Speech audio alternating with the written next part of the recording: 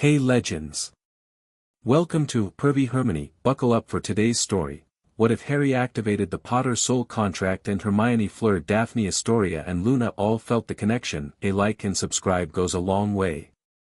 Now let's jump in. Chapter 1. The night everything burned. The hottest summer in Little Whinging's recorded history had turned Privet Drive into a slow cooker, and Harry Potter was lying flat on his back beneath the hydrangeas again, trying to breathe air that felt like it had been wrung through a wet towel. It was 8:30. The sun had finally gone down, but the heat hadn't followed it. Mrs. Number 7 was watering her lawn for the third time today, the hose sending up that particular smell of hot pavement and water that Harry associated with every miserable summer he'd ever spent here. Dudley was out somewhere with his gang. Uncle Vernon was watching the news with the windows open, his commentary on immigrants drifting out into the garden like toxic gas. Harry had been lying here for 2 hours. Not hiding, exactly. Just, existing in the only space where nobody talked to him, looked at him, or expected anything from him. Cedric Diggory had been dead for 6 weeks. He'd stopped counting the days around week 3, when he realized the counting was making it worse. The dreams came regardless. Green light. A body falling. That surprised look on Cedric's face, as though death were a pop quiz he hadn't studied for. Harry closed his eyes and pressed the heels of his hands against them until colors burst behind his lids. He needed to stop. He needed to think about something else. He needed someone, anyone, to tell him what was happening in the wizarding world, but his letters to Ron and Hermione had come back with maddening non-answers. We can't say much. Stay safe. Don't do anything rash. Don't do anything rash. Brilliant advice for a boy lying under a bush with a dead classmate living rent-free in his skull. He pulled himself upright, dirt and dry leaves clinging to his t-shirt, and decided he'd rather be miserable on the move than miserable on the ground. The park. He'd walk to the park, sit on the broken swing, and be miserable there instead. At least it offered the illusion of choice. Privet Drive was tomb quiet as he walked. Every house identical, every lawn trimmed to regulation height, every car washed and parked at the same angle. Harry had once thought this place was merely boring. Now it felt hostile in its normalcy, a street that existed specifically to remind him he didn't belong. He cut through the alley between Privet Drive and Wisteria Walk, the one Dudley's gang used as a shortcut to the off-license. The streetlights were out. That wasn't unusual. Dudley and his mates had made a sport of smashing them with rocks, but tonight the darkness felt thicker than it should have. Heavier. Like it had weight. Harry's hand went to his back pocket. His wand was there, tucked into his jeans. He wasn't supposed to use it. Underage magic. Ministry rules. Expulsion. All very reasonable restrictions that meant absolutely nothing if something was actually coming to kill you. The temperature dropped. Not gradually. Not the way evening cool settles in after a hot day. It plummeted, 20 degrees in the space of 3 steps, and Harry's breath came out in a white cloud that hung in the air like a ghost. He knew what this was. He had his wand out before the first one emerged from the darkness at the end of the alley, but his stomach still dropped because this was wrong. Dementors didn't come to Little Whinging, Dementors stayed at Azkaban. Dementors, there were 6 of them. Not 2, as some merciful version of this night might have allowed. 6. They poured around the corner of the alley like oil flowing uphill, their ragged cloaks dragging along the pavement, and the cold hit Harry like a wall of black water. The first scream came from somewhere behind him, a strangled, hitching sound that he realized with distant horror was Dudley. His cousin must have been coming through the alley from the other end, and now he was on his knees, hands clamped over his ears, his face the color of old cheese. Harry raised his wand. Expecto Patronum. Silver mist. A wisp. Nothing. The Dementors spread out, and the alley got darker, and the cold got into his lungs and his bones, and he could hear his mother screaming, not just a fragment of it but all of it, the full desperate negotiation of a woman trying to trade her life for her son's. Not Harry, please no, take me, kill me instead, expecto Patronum. More mist. The nearest Dementor was 10 feet away, then 8, then 5, and its hands, grey, scabbed, glistening, reached out from beneath its cloak, and the screaming in Harry's head got louder, and he could feel it now, the pull, the way it tried to drag every good thought out of him like pulling thread from a spool. He thought of Ron. Of Hermione. Of Hogwarts. But those memories were thin this summer, weakened by isolation and grief and 6 weeks of silence that had left him doubting whether anyone actually, 5 feet. 3. The Dementor's face, the space where a face should have been, tilted down toward him, and the sucking, rattling breath pulled at something deeper than memory. Deeper than thought. Something fundamental. Harry felt himself dying. Not the theatrical, slow-motion dying of stories. Real dying. The lights going out, nothing after this kind. His heart stuttered. His vision went grey at the edges. His wand arm dropped to his side, suddenly too heavy to lift, and the cold wasn't cold anymore, it was absence. The absence of everything that made him Harry Potter. The absence of everything that made him anything. He hit his knees. The pavement was ice against his skin. Somewhere far away, Dudley was making a sound like a dying animal. The Dementor lowered its hood, and the dark gap of its mouth yawned wide, and Harry thought with terrible clarity, this is where it ends. In an alley in Surrey. Not even fighting Voldemort. Just, here. And then something cracked open inside his chest. Not broke. Not tore. Cracked open, like an egg, like a seed, like something that had been waiting inside a shell for the precise moment when the shell was no longer strong enough to contain it. Heat erupted from his sternum and blew through his veins, and it hurt, God it hurt, but it was the opposite kind of hurt from the Dementors. It was too much life instead of too little, too much magic instead of none, and Harry screamed, but it wasn't a scream of pain, it was a sound like a bell being struck for the first time in 100 years. His wand came up. He didn't aim it. He didn't need to. Expecto Patronum. The stag that erupted from his wand tip was not silver. It was gold. Burning, blazing, impossible gold, and it was enormous, not the deer-sized Patronus he'd produced in the past, but something the size of a draft horse, its antlers spreading wide and branching like lightning frozen in midair. It didn't charge the nearest Dementor. It detonated. A shockwave of golden light blasted down the alley in both directions, and the Dementors didn't just retreat, they shattered. Their cloaks ripped apart. Their forms dissolved. The darkness evaporated like fog under a floodlight, and for one impossible moment, the alley was bright as noon. Somewhere in London, a woman at the Ministry of Magic's improper use of magic office dropped her teacup. Somewhere in the Scottish Highlands, an old man looked up from his desk, his half-moon spectacles flashing in the light of a dozen silver instruments that had all started spinning at once. Somewhere in Wiltshire, a man with red eyes and no nose pressed a hand to his chest and felt something he hadn't felt in 13 years, fear he couldn't immediately explain. And 5 girls, scattered across Britain and beyond, gasped simultaneously as something reached into their chests and pulled. Hermione Granger was sitting at the desk in her bedroom in Hampstead, writing a letter she couldn't send. Dear Harry, I know you're angry with us. I know the letters we've been sending are useless and I'm sorry. Dumbledore made us promise not to say anything important and I hate it, but I also trust that he has reasons and I know that's not good enough and I'm sorry, I'm so sorry. She'd written variations of this letter 9 times. She'd sent none of them. Each one felt either too honest to be safe or too careful to be meaningful, and the result was a pile of crumpled parchment in her wastepaper basket and a guilt that sat in her stomach like a stone. The clock on her wall read 8:47 p.m. She was reaching for a fresh sheet when it happened.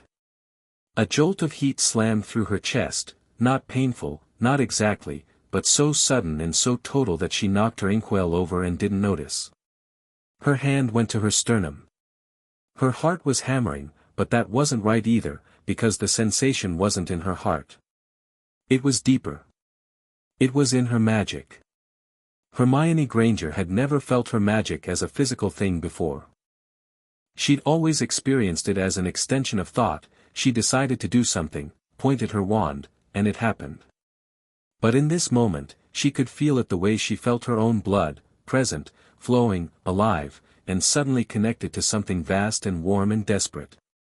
She saw gold. Just a flash of it, behind her eyes, a stag made of sunlight, antlers like branches of lightning, and she felt him. Harry. Not a thought about Harry. Not a memory. Harry himself, his presence, his fear, his pain, his magic erupting like a geyser, and underneath all of it a loneliness so deep and so old that it made her eyes fill with tears because she'd known he was suffering and she'd let Dumbledore's orders keep her away. The connection blazed for 3 seconds, maybe 4. Then it settled into something quieter, a warm pressure behind her breastbone, like a second heartbeat. Not gone. Just, banked. Like coals. Hermione sat in her ink-stained bedroom, her hands shaking, and whispered, "What was that?" No one answered. The warm pressure pulsed once, gently. She lunged for a fresh sheet of parchment, but this time she wasn't writing to Harry. "Dear Professor Dumbledore, something has happened. I felt." She stopped. "How did you describe this?" She was the girl who always had the right words, the right reference, the right page number. But there was nothing in any book she'd ever read that explained why she could suddenly feel Harry Potter's heartbeat thrumming beneath her own. She crumpled the letter and grabbed her copy of Ancient Magical Bonds and Their Modern Implications. She'd bought it 2 years ago on a whim from Flourish and Blots. It was 400 pages of dry academic prose she'd never finished. Tonight, she would finish it.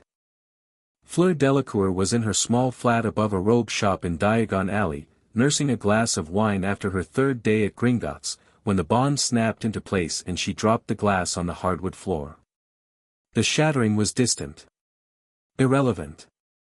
Because Fleur's Vila blood was singing, not the allure, not the predatory magnetism she'd spent her whole life learning to control, but something older. Something her grandmother had told her about once, in hushed tones, by the fire at their estate in Provence. There is a magic older than wands, ma petite. Older than spells. The soul calls to the souls it belongs with. Most people never hear it. We do. The Vila always do. Fleur had been 14 and hadn't understood.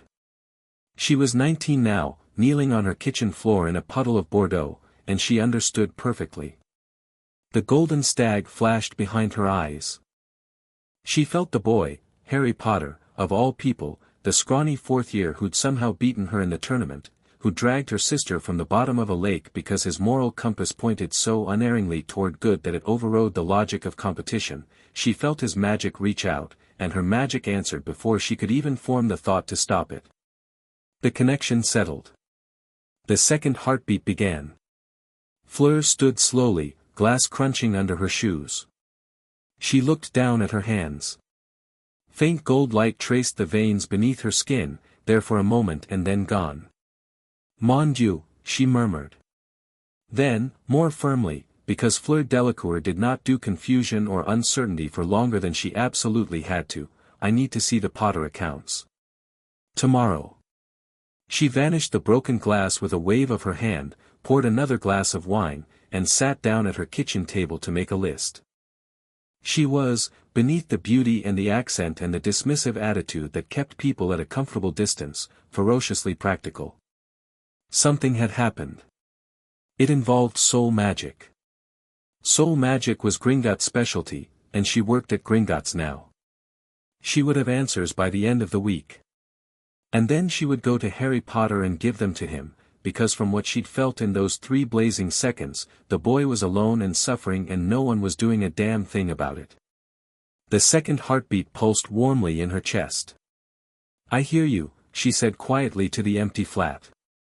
"I'm coming." The Greengrass estate sat behind old stone walls in the Cotswolds, and Daphne Greengrass was in the library when it happened, because Daphne was always in the library when she wanted to avoid her parents' latest argument about which side of the coming war would be less likely to get them killed. The heat hit her mid-sentence. She was reading a treatise on neutrality charms, which tells you everything about Daphne Greengrass's idea of light summer reading, and her gasp was quiet because Daphne's gasps were always quiet. She'd learned young that showing surprise was showing weakness, and showing weakness in Slytherin House was blood in the water. She pressed a hand to her chest. Felt the connection. Saw the golden stag. Recognized, with a sinking feeling that went all the way to her expensive shoes, the magical signature of Harry Potter, who was possibly the last person in Wizarding Britain she wanted to be soul bonded to if she intended to keep her family alive and neutral. No, she said, very calmly, to no one.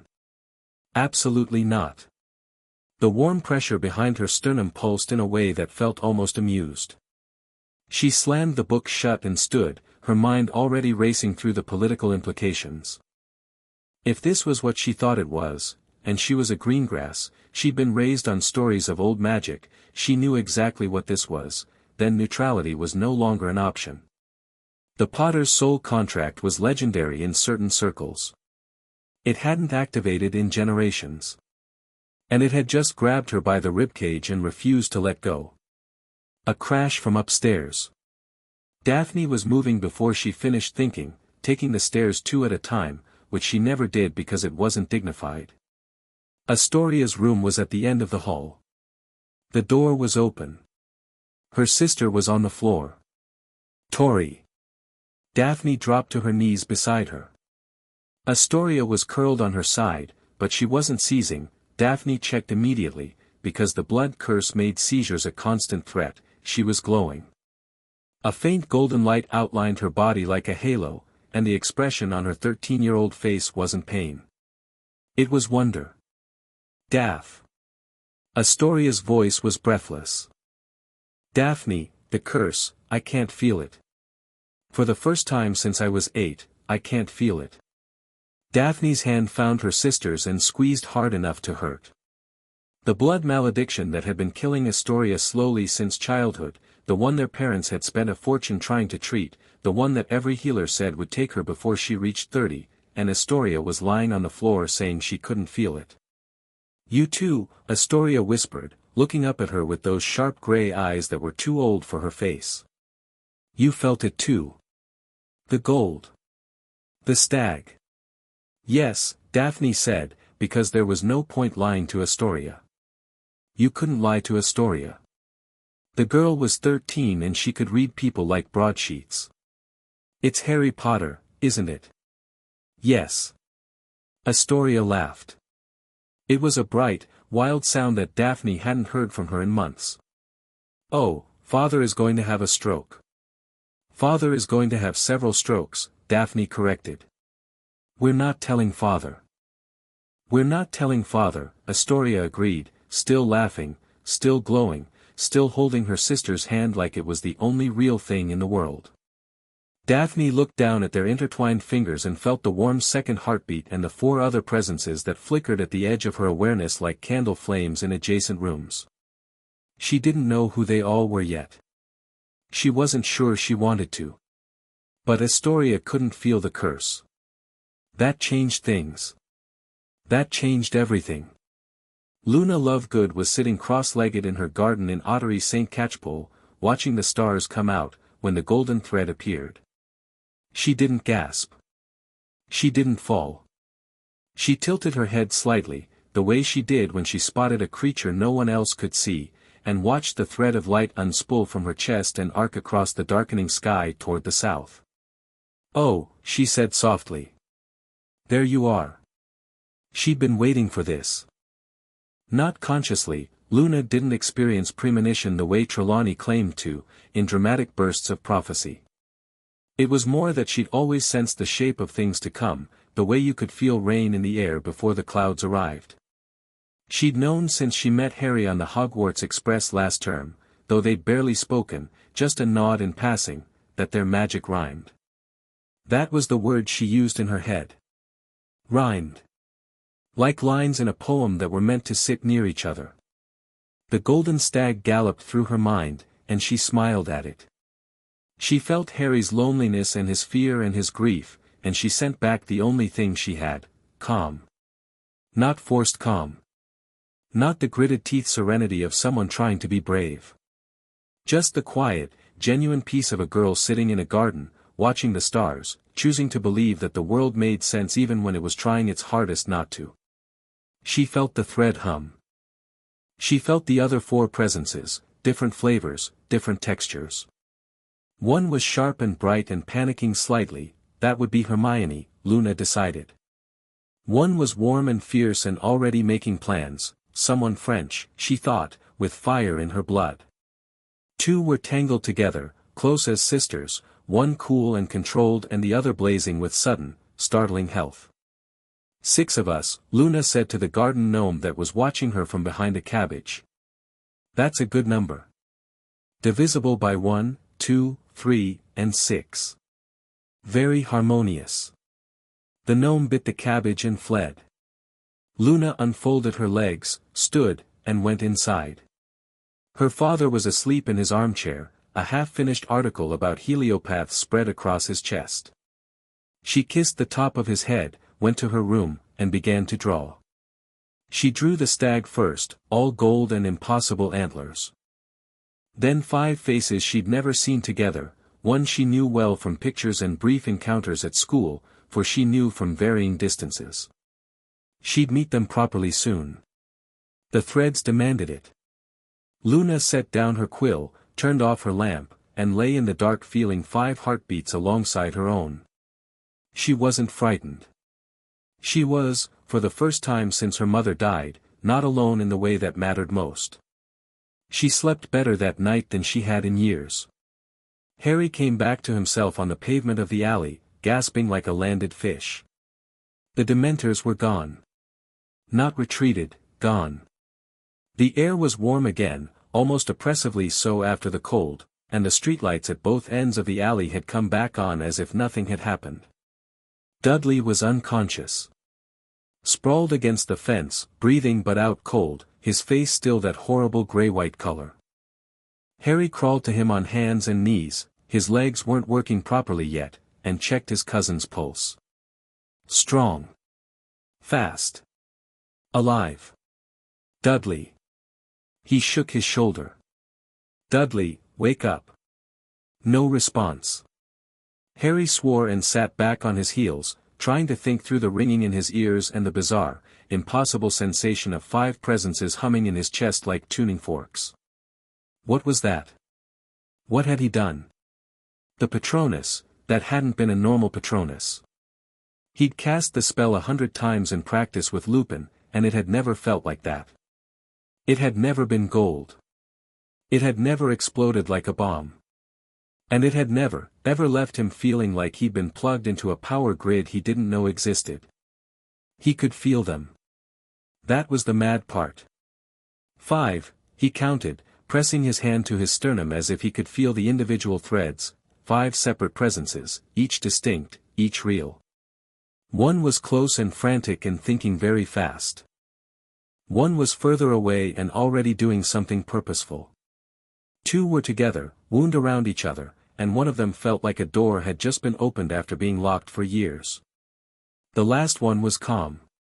Impossibly, wonderfully calm, and her calmness bled into him like cool water, and he found he could breathe again.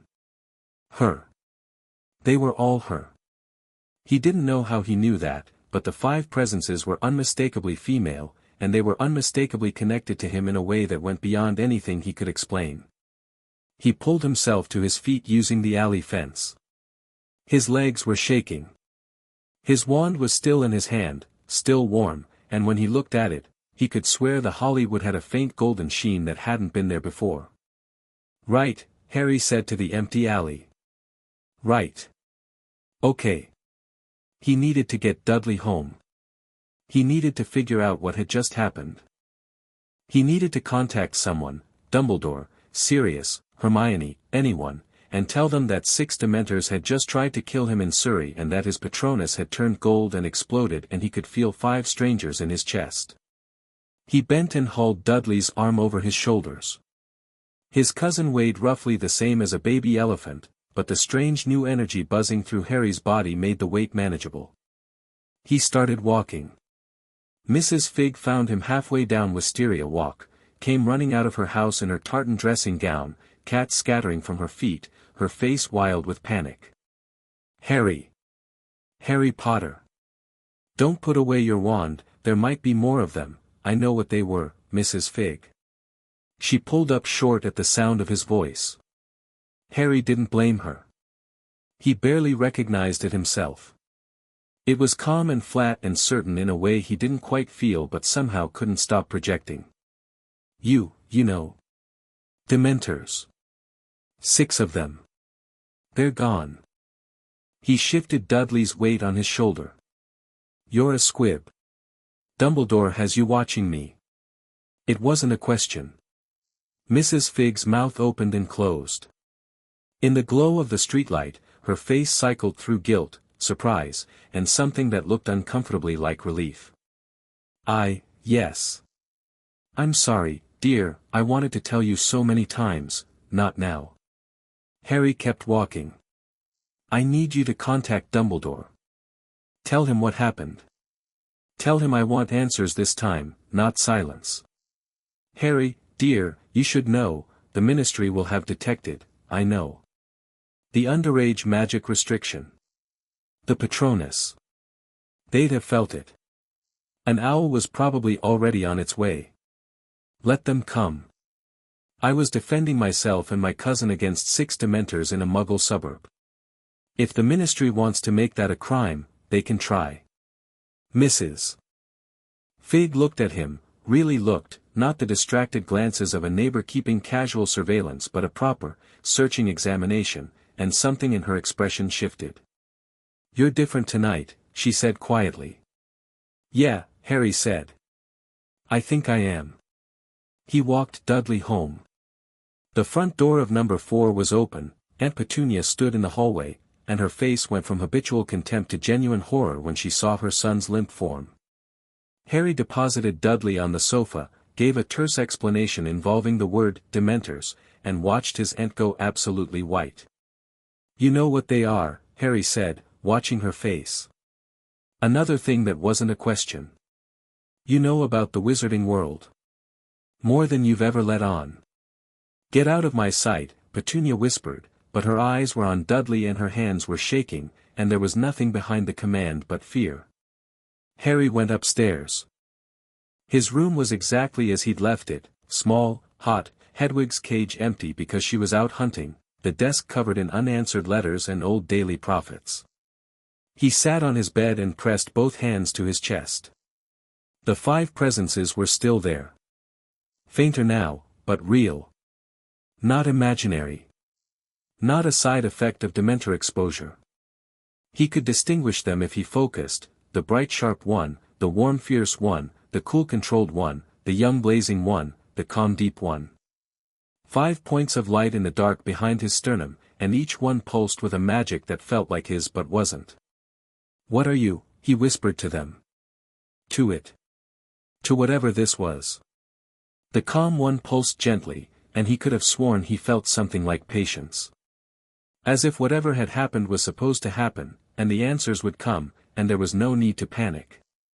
Harry lay back on his bed and stared at the ceiling. 2 minutes later, the owl from the Ministry arrived. He read the letter without surprise. Expelled. Hearing. Wand to be destroyed. He set it aside. Another owl, Dumbledore's this time, countermanding the expulsion, ordering him to stay put. Stay put. Of course. Always stay put. Stay at the Dursleys. Stay in the dark. Stay ignorant and obedient and manageable. Something in Harry's chest, not the 5 presences, but his own magic, that new golden undercurrent, flared hot. He read Dumbledore's letter again and noticed, with a clarity he'd never possessed before, what it didn't say. No explanation. No apology. No acknowledgement that 6 Dementors in Little Whinging was an act of war against a 15-year-old boy. Just instructions. Stay put. Don't leave the house. All will be explained in time. Harry folded the letter precisely in half and set it on his desk. No, he said quietly. I don't think it will. He pulled parchment toward him and wrote 3 letters. One to Sirius: something happened tonight beyond the Dementors. I need you to find out everything the Black Library has on Potter family magic. Specifically soul contracts. Don't ask me how I know that term, I don't know how I know it. It was just there, in my head, the moment it happened. Please, Sirius. One to Hermione: I know you felt it. Don't pretend you didn't. I could feel you. I don't know what's going on, but I think you're already researching it, because that's what you do, and I need you to not stop. Something broke open inside me tonight, and I think it's been there my whole life and no one told me. One to a name he didn't recognize but somehow knew, an address that materialized in his mind like a memory he'd never made: Fleur Delacour, Flat 3B, above Twilfit and Tattings, Diagon Alley. The letter was short: you felt it too. I don't know why I know your name or where you live, but I do. If you have answers, I need them. Harry Potter. He sent Hedwig with the first 2 letters and borrowed Dudley's ancient, long-suffering family owl, a tawny thing that lived in a cage in the garage and was used exclusively for Aunt Marge's birthday cards, for the 3rd. Then he lay back down and focused on the 5 presences. The bright sharp one, Hermione, he was sure it was Hermione, was buzzing with activity, her mind throwing off sparks like a bonfire being stoked. The warm fierce one, Fleur, his new inexplicable knowledge supplied, was purposeful, directed, already in motion. The cool controlled one and the young blazing one were together, close, anchoring each other. The calm deep one was, waiting. Patient and sure, like the moon. Harry closed his eyes. He didn't sleep. But for the first time since Cedric's death, the silence in his head wasn't empty. It was full of gold light and distant heartbeats and the impossible, undeniable proof that he was connected to something larger than himself. The 5 threads hummed in his chest like a chord waiting to resolve. Whatever was coming, the Ministry, Voldemort, the war, he would not face it alone. 3 days passed before they came for him. 3 days of Petunia's frightened silence and Vernon's impotent rage and Dudley's haunted, hollow staring at walls. 3 days of letters that arrived and letters that didn't. Sirius wrote back immediately: I'm looking. There's something in the library, a whole section that was sealed. The wards opened for me last night. Last night, Harry. At the exact time you described. I think they were waiting for this. More soon. Stay safe. Don't let the bastards grind you down. Hermione's reply came the next morning, 12 inches of parchment covered in her tight, frantic handwriting. I felt it. Of course I felt it. I've been reading everything I can find and there's almost nothing in standard texts, but Harry, I found a reference in Bridget Wenlock's personal papers. She mentions a soul resonance phenomenon associated with certain old families. The Potters are mentioned by name. Harry, this is old magic. Pre-ministry. Pre-Hogwarts. I need access to a proper library. I'm trying to convince them to bring you here. Don't do anything rash. There it was again. Don't do anything rash. But this time, he could feel the desperate worry behind the words, feel it literally, through the bond, and he couldn't be angry at her. Fleur didn't write back. She arrived in person. It was the morning of the 3rd day. Harry was sitting at the kitchen table eating toast he didn't want while Vernon pretended he didn't exist, when the doorbell rang. Petunia answered it. There was a murmured exchange, and then Petunia's voice went high and sharp the way it did when she was confronted with something undeniably magical, and then Fleur Delacour walked into the kitchen of number 4, Privet Drive, and Harry felt the bond between them ignite. She was taller than he remembered.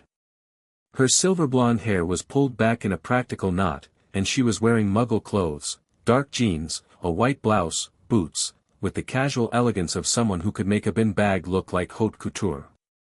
But it was her eyes that hit him. They were the same impossible blue as the Beauxbatons carriage sky, and they were locked onto his with an intensity that made the air between them hum. Harry. Her accent wrapped around his name, and the bond sang. Fleur. He stood. You could have written. I could Ave. She set a leather satchel on the table. Vernon made a strangled noise at its appearance, as if the bag might explode. But I Ave found things that should not be put in letters. Things that, she looked at Vernon and Petunia with undisguised distaste. Is there somewhere private? My room. Upstairs. This boy doesn't have visitors in his room, Vernon blustered, finding his voice at last. Fleur turned her gaze on him. She didn't use the allure, Harry could feel that, through the bond, could feel the very deliberate way she kept it leashed, but even without it, the full attention of Fleur Delacour was not something Vernon Dursley was equipped to handle. He went red, then white, then silent. We will be upstairs, Fleur said pleasantly. You will not disturb us. Harry led her up. His room was small and messy and he felt a flash of embarrassment about it, which Fleur immediately sensed through the bond because she gave him a look that was half amused and half exasperated. I've seen worse.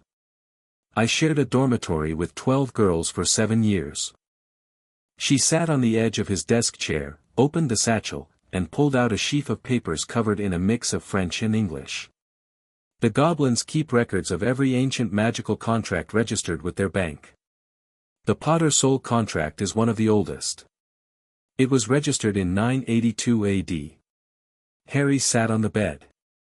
982 by your ancestor, Linfred of Stinchcombe. He was a potioneer. But also a pioneer of soul magic. He created the contract as a defense against a dark wizard of his era, someone whose name the records do not preserve. The contract lies dormant in the Potter blood until it is activated by, she checked her notes. Mortal peril combined with magical extremity. In other words, a Potter must nearly die while casting beyond their limits. The contract then reaches out and bonds with those whose magic is most compatible. Compatible how? Resonance. Fleur set down her notes and looked at him directly. Harry, this is not a marriage contract. It is not a slave bond or a compulsion. The goblins were very clear. The soul contract creates a network. A web of shared magic. Each person in the bond remains fully themselves, their own mind, their own will. But their magic becomes connected. What one can do alone, all can amplify together. Harry was quiet for a moment. The bond hummed between them, and he could feel Fleur's nervousness beneath her composed exterior, the worry that he would react badly, the fierce determination to give him the truth regardless. How many people, he asked. In the bond. The records show it varies. The minimum is 2.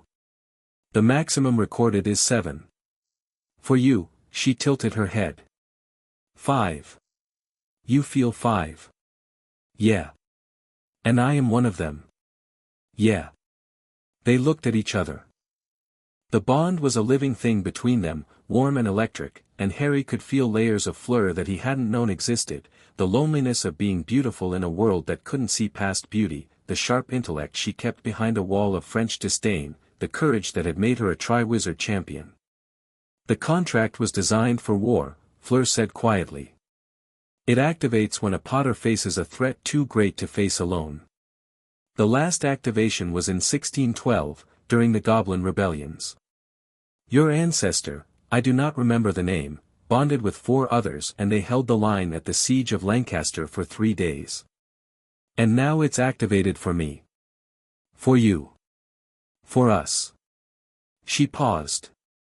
There is something else. Something the goblins mentioned that I do not fully understand. The soul contract is, at its core, an expression of whole soul magic. The magic of a soul that is intact and connected. They said, she frowned. They said it is the natural counter to soul magic that has been broken. Fragmented. The word hit Harry like a punch. Fragmented. Broken soul magic. Horcruxes. He didn't know the word yet, wouldn't learn it until Dumbledore deigned to tell him, if Dumbledore ever deigned to tell him anything, but the shape of it was there in his mind, dropped there by the bond's awakening like a key left on a doorstep. Voldemort, Harry said. Fleur didn't flinch at the name. Yes. I believe so. Harry stood and went to the window. Privet Drive stretched out below, identical houses baking in the sun, perfectly normal and perfectly oblivious. Somewhere out there, Voldemort was rebuilding his army. Somewhere out there, the Ministry was pretending it wasn't happening. And in this tiny room, a 1,000-year-old magical contract had just handed Harry Potter a weapon and a family in the same breath. He turned back to Fleur. I can feel the others. 2 of them are together, sisters, I think. One of them is Hermione. And one of them is. He searched for the right word. Patient. Like she's been waiting. Fleur nodded. We will need to find them. All of them. The bond will strengthen with proximity, and, she hesitated. Harry, there is a reason I came instead of writing. The goblins told me one more thing. The soul contract, once activated, cannot be hidden. Not from those with the knowledge to look for it. It shines, they said, like a beacon to anyone sensitive to soul magic. Meaning Voldemort. Meaning Voldemort will know what you have. Perhaps not today. Perhaps not this week. But soon. And he will come for you, for all of us, before the bond reaches its full strength. Harry let that settle. Fear tried to rise, but the bond was there, 5 heartbeats, 5 points of warmth, and the fear couldn't get a foothold. Not because the danger wasn't real. Because he wasn't alone. Then we'd better get strong fast, Harry said. Fleur smiled. It was the first real smile he'd seen from her, not the polished, camera-ready expression she wore like armor, but something raw and fierce and genuine. She said. We had better. The advance guard arrived that night to take Harry to London. Mad-Eye Moody, Tonks, Lupin, Kingsley, and half a dozen others Harry didn't recognize, all on broomsticks, all treating the extraction like a military operation. Which it was, Harry supposed. Fleur had left that afternoon, back to Diagon Alley, back to Gringotts, with a promise to continue digging and a look that said do not let them put you back in a box. Through the bond, Harry could feel her resolve like a flame. The flight to London was cold and long. Lupin flew beside him for most of it, and Harry caught the man glancing at him sideways more than once. You look different, Lupin said finally, over the rush of wind. Everyone keeps saying that. Your magic feels different. Stronger. James had moments like that, surges, we called them. But this is.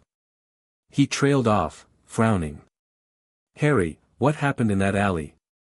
The full story. More than I can explain from a broomstick. Lupin accepted that with a nod, but his eyes were troubled, and Harry felt a flicker of the old frustration. Everyone troubled. Everyone worried. No one actually telling him anything. They landed in a grimy square in London. Moody handed him a slip of paper. The headquarters of the Order of the Phoenix may be found at number 12, Grimmauld Place, London. The house materialized between numbers 11 and 13, dark and hulking and unwelcoming. Harry walked up the steps and through the door and into a narrow hallway that smelled like damp and old magic and something else, something that tugged at the bond in his chest, because the sharp bright presence was here, close, right here, Harry. Hermione came down the stairs like a small bushy-haired avalanche.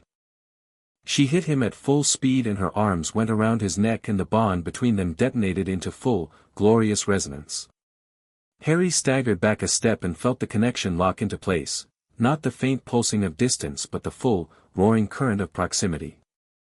Her magic crashed into his and his crashed into hers and for a moment they were standing in a column of invisible golden light that made every portrait on the walls rattle and Mrs. Black's curtain billow. Hermione pulled back, her eyes wide and bright with tears. You're okay. You're, Harry, you're magic, I can feel, I know. He was grinning. He couldn't help it. The bond was singing, and Hermione's presence in it was everything he should have expected, brilliant and warm and fiercely protective and vibrating at a frequency that made his own magic hum in harmony. "I know, Hermione." "Oi." Ron appeared at the top of the stairs, looking rumpled and confused. "What was that?" "Something just shook the whole house. We need to talk," Harry said, looking up at his best mate. "All of us. But not here, not in a hallway." "The kitchen," Hermione said immediately. "The order meeting isn't for another hour. We have time." They went to the basement kitchen. It was dark and cavernous, the long table scarred and stained, candles guttering in wall brackets. Ron sat across from them, his expression cycling between concern and bewilderment as Harry told him everything: the Dementors, the golden Patronus, the 5 presences, Fleur's visit and what the goblins had told her. Ron was quiet for a long time after Harry finished. Then he said, "So you've got a magical soul bond with 5 girls. That's what you're taking from this?" "Mate, I'm processing. Give me a second." Ron rubbed his face. "Right. Ancient Potter magic. Gold stag. 5 girls. Voldemort's going to come after you for it. And one of them is Fleur Delacour." He paused. "Is the universe just? Is it specifically messing with me at this point?" Harry laughed.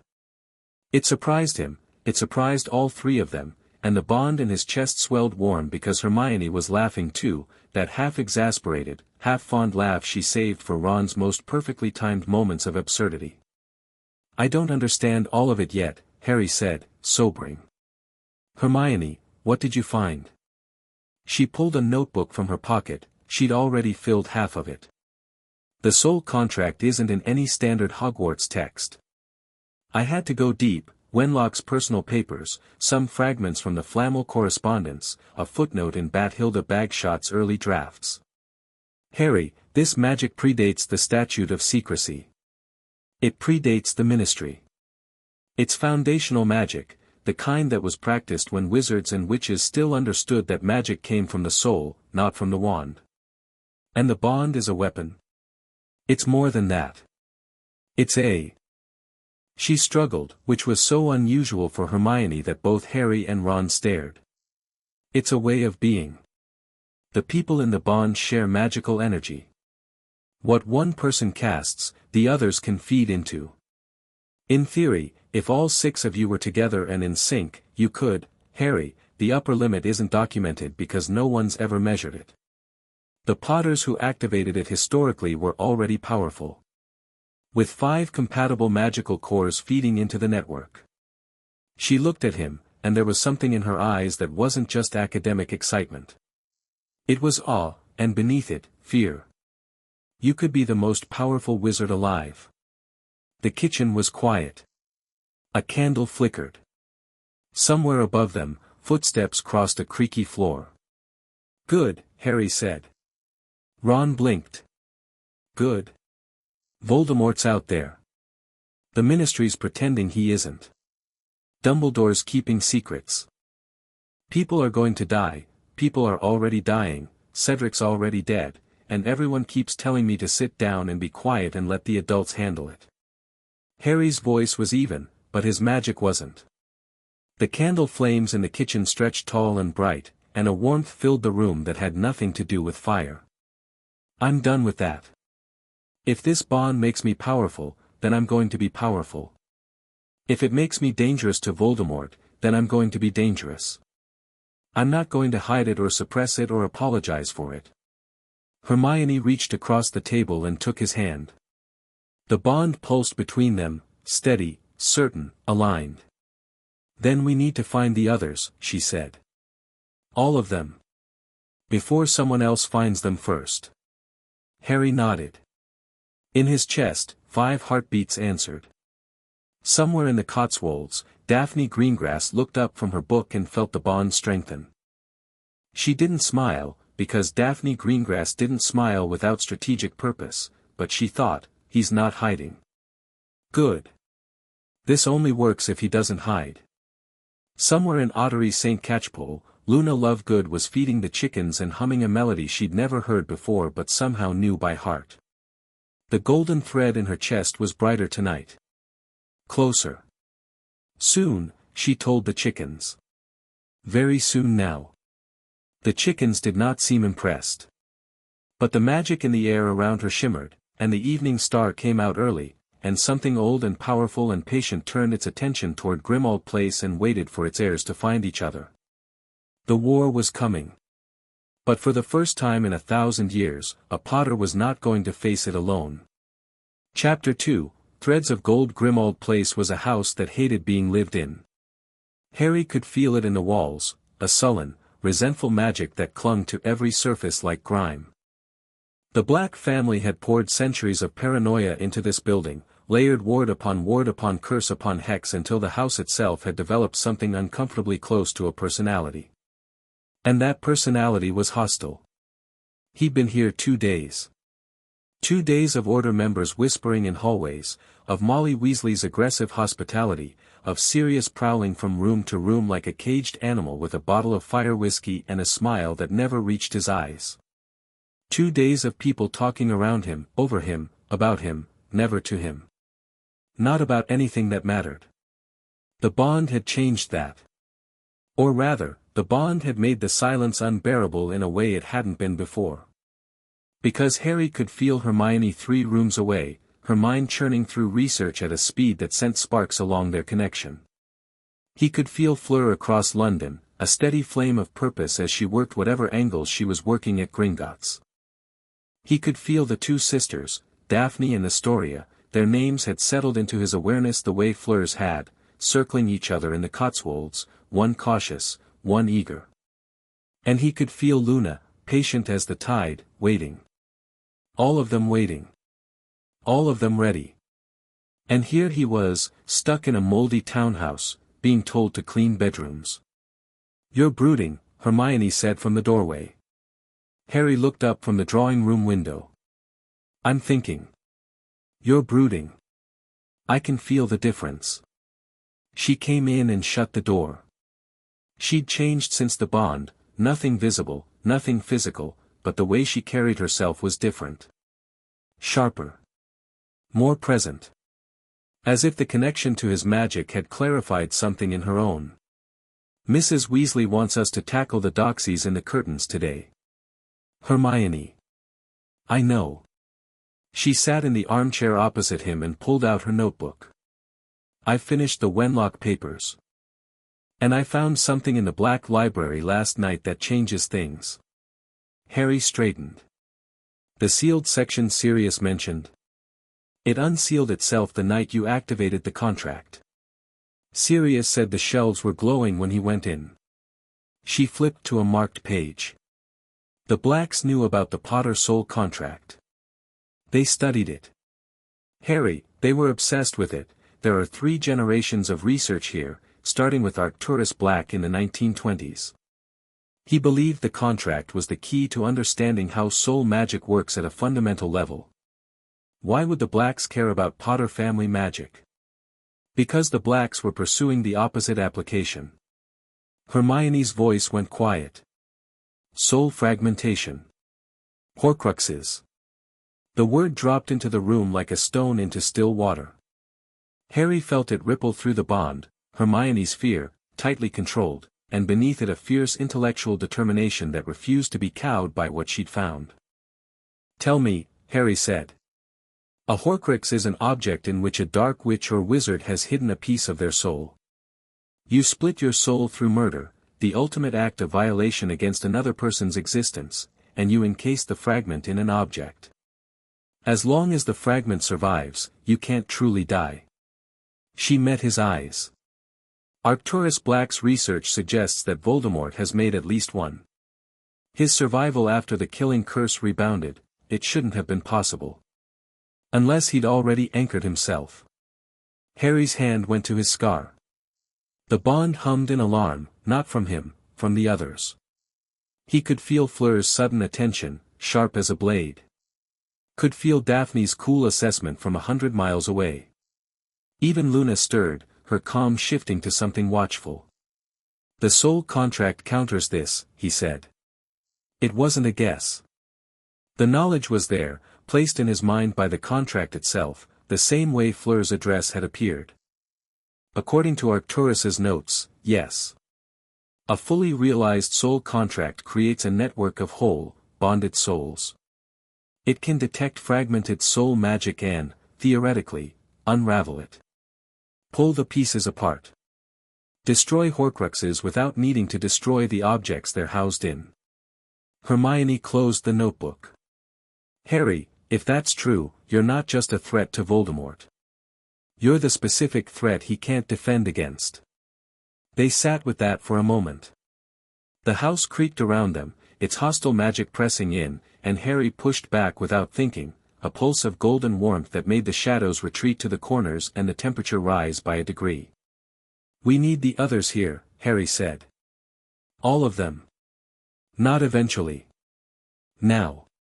Fleur's coming tonight. She sent word through Gringotts' secure channels. Apparently goblins are very enthusiastic about the soul contract. They consider it proper magic, whatever that means. Hermione bit her lip. The Greengrasses are harder. Daphne's family is politically neutral and terrified of being seen with either side. And Luna. Luna's ready. I can feel it. He paused. Can't you? Hermione closed her eyes. Harry watched her reach along the bond, not toward him, but outward, toward the other threads. Her brow furrowed in concentration, then smoothed. She's humming. In her mind. Something without words. That's Luna. How do you know it's Luna Lovegood? I mean specifically, how did you identify her? I don't know. The contract just tells me. Like remembering something I never learned. Harry stood and paced to the fireplace. The old black family crest glared down at him from above the mantel, toujours pur. Always pure.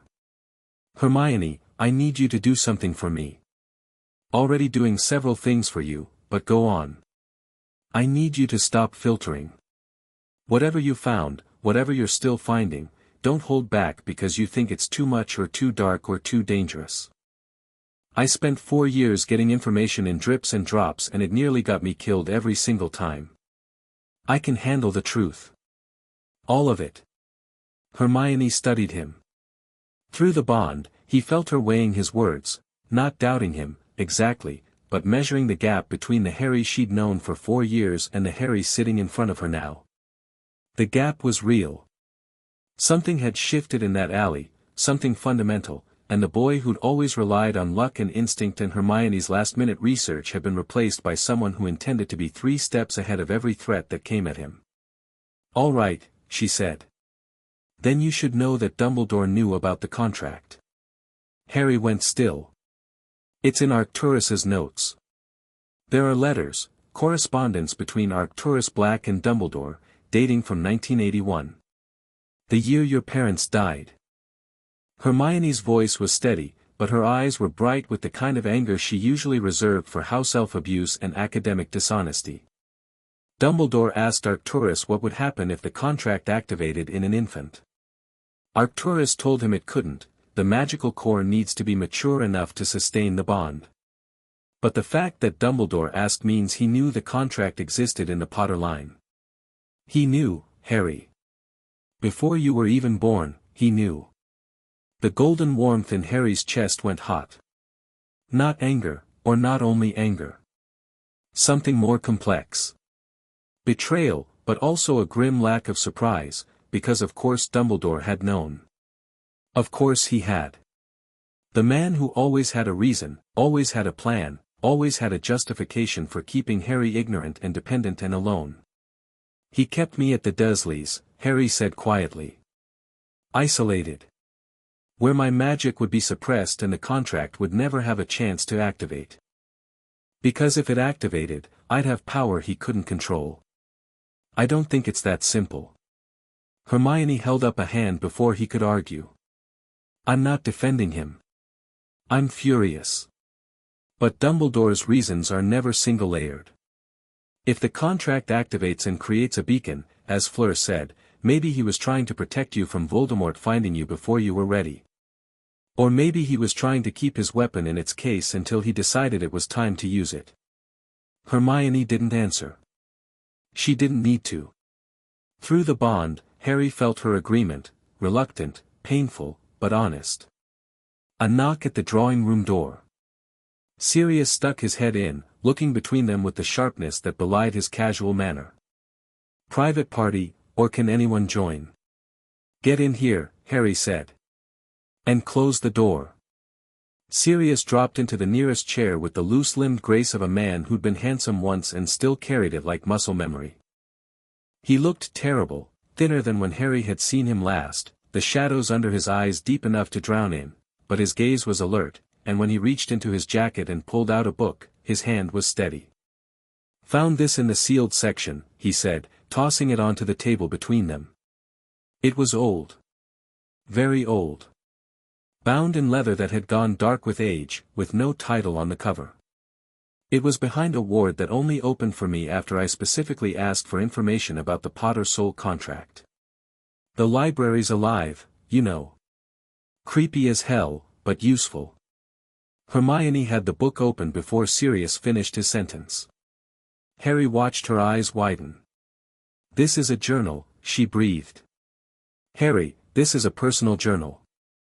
It's, the handwriting, the dates, this is from the 12th century. Who wrote it?" She turned to the first page. The ink was faded but legible, preserved by magic that still hummed faintly in the vellum. "The private record of Iolanthe Potter, née Peveril, regarding the nature and application of the family contract of souls, begun in this year of our Lord 1191. The room went very quiet. "Peveril," Sirius said. "As in the Three Brothers. The Deathly Hallows." "The Potters descended from the Peverils," Hermione confirmed, her voice distant because 90% of her attention was already absorbed by the journal. "Through Ignotus Peveril. The one who had the invisibility cloak." Harry thought of his cloak, folded in his trunk upstairs. Another piece of the puzzle, another inheritance no one had bothered to explain. "What does she say about the contract?" Hermione read in silence for several minutes, turning pages with the delicate precision of someone handling a holy relic. Harry waited. Sirius conjured a bottle of fire whiskey from somewhere and poured 3 glasses, then remembered Hermione was 15 and vanished hers, looking sheepish. "She describes the activation," Hermione said finally. "Her husband, a Potter, obviously, activated the contract during a battle with a dark wizard called Raxidian. He bonded with 4 others. 2 women, 2 men. Men too. The bond isn't romantic by nature. It's magical. Gender doesn't determine compatibility, magical resonance does. Although Iolanthe notes that." She trailed off, reading ahead. She notes that the bond does create deep emotional intimacy, and that in her husband's case, the connections with the 2 women did become romantic over time, while the connections with the 2 men became, as brothers bound closer than blood. She's quite poetic about it. "Sounds like a hell of a thing to navigate," Sirius said, and there was no mockery in his voice. He was watching Harry with an expression of such fierce, protective pride that it made something ache in Harry's throat. "She says the bond cannot be forced," Hermione continued.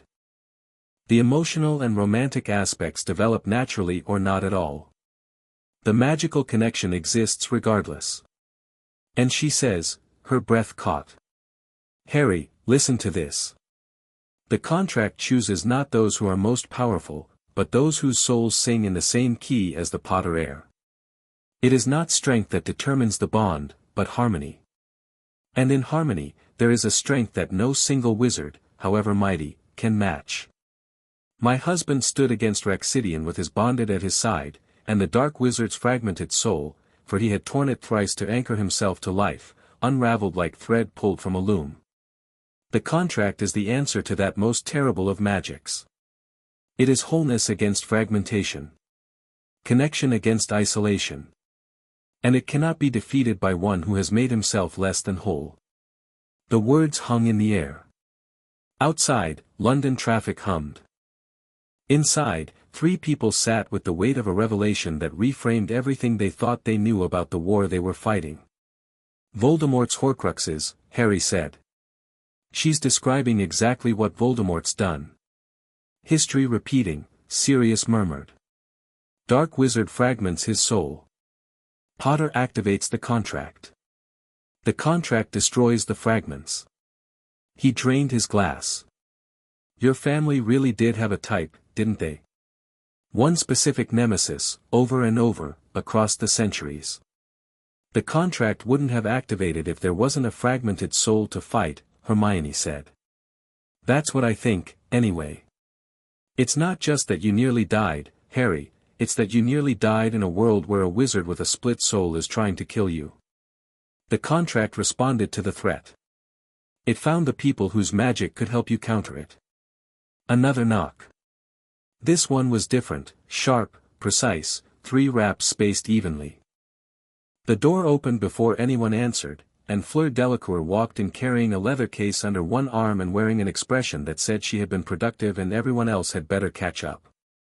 The bond between Harry and Fleur blazed to life with proximity, a rush of warmth and power that made the candles in the room flare. She stopped in the middle of the room, eyes closed for a moment, letting the connection settle. When she opened them, they went straight to Harry. You've been busy, she said. Not a question. She could feel through the bond what he'd learned today, the same way he could feel her urgency and the weight of what she carried. So have you. Fleur set the leather case on the table and unlatched it with a tap of her wand. Inside, nested in velvet, were documents, parchments covered in goblin script, notarized with the Gringotts seal. The Potter family vault, she said. Not the trust vault, the ancestral vault. It has not been opened since 1978, when your father reached his majority. The goblins have been eager to discuss it with me. A thin smile. They do not often encounter soul contract holders. They consider us, the bonded, to have a legitimate claim on the vault's contents, as the contract designates all bonded as members of the Potter household. I have an ancestral vault. Harry stared at the documents. No one told me I had an ancestral vault. No one told you many things. Fleur's tone was blade sharp, and through the bond Harry felt the cold fury she'd been carrying since her research at Gringotts had revealed the scope of what had been kept from him. The vault contains gold, yes, but also artifacts. Weapons. Journals. And, according to the goblins, a soul contract anchoring stone, the physical nexus of the contract's magic. It must be claimed by the current Potter heir for the bond to reach full strength. Sirius leaned forward. How do we access it? Harry must go to Gringotts in person. The vault will only open for him, and only if at least one other bonded is present. The goblins will not accept proxies. Fleur looked at Harry. I have arranged a meeting for this Saturday. Saturday. 4 days from now. The ministry hearing was in 10 days. Dumbledore won't want me leaving the house. Dumbledore, Fleur said, does not get a vote.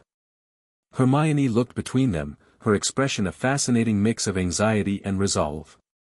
Through the bond, Harry could feel her instinctive trust in authority warring with her growing anger at the authority figures who'd failed them. The anger was winning.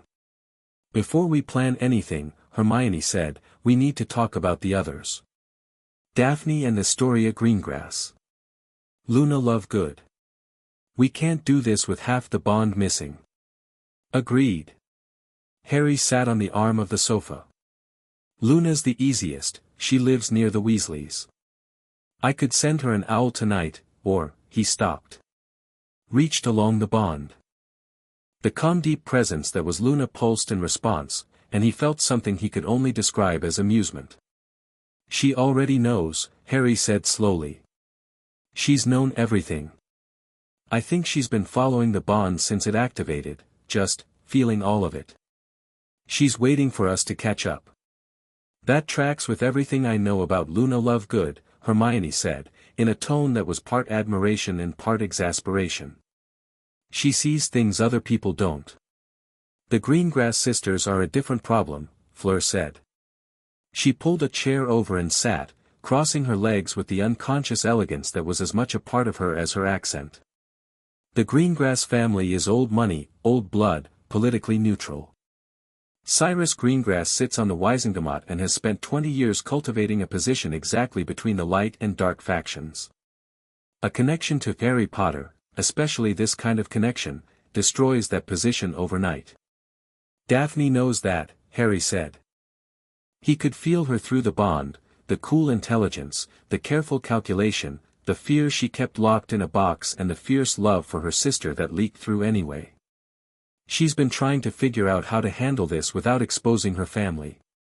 And Astoria? Astoria doesn't care about the politics. She cares about the fact that her blood curse stopped hurting for the first time in 5 years. Silence. Fleur's eyes widened slightly. Through the bond, Harry felt her recognition. Vila magic was old enough to know what blood curses were and how devastating they could be. The bond is stabilizing a blood malediction. Hermione's voice had gone very quiet. Harry, that shouldn't be possible. Blood curses are woven into the magical core itself, they're part of the victim's fundamental magical structure. The only way to counteract one would be to flood the core with compatible external magic, Fleur finished. Which is exactly what the soul contract does. So if Astoria leaves the bond, the curse comes back, Harry said flatly. Which means Daphne doesn't really have a choice, does she? Whatever the political cost, she's not going to let her sister die. Sirius had been quiet throughout this exchange, watching with the focused attention of a man who'd spent 12 years in Azkaban with nothing to do but think. Now he spoke. You need to make contact. Not by owl, that can be intercepted. In person. How? I'm supposed to be locked in this house. You're supposed to be a lot of things. Sirius grinned, and for a moment he looked like the man in the old photographs, young, reckless, alive. I happen to know that the Greengrass family keeps a London residence in Kensington. Cyrus uses it during Wisingamot sessions. If Daphne can get there, I'll go to her. Harry, Hermione started. No. He said it gently but with absolute finality. I'm done being managed. I'll go to Daphne, I'll bring Luna here, and by Saturday, we'll walk into Gringotts as a complete bond. He looked at each of them, Hermione, Fleur, Sirius. This is happening. We're not waiting for permission. The bond sang. Not just between the three of them in the room, but across the distance. Harry felt Daphne's startled attention, Astoria's eager hope, Luna's serene approval. 6 points of light, drawing closer. Then we'd better not waste time, Hermione said, and pulled out a fresh notebook. They planned until midnight. Sirius provided knowledge of pureblood society and London's magical geography.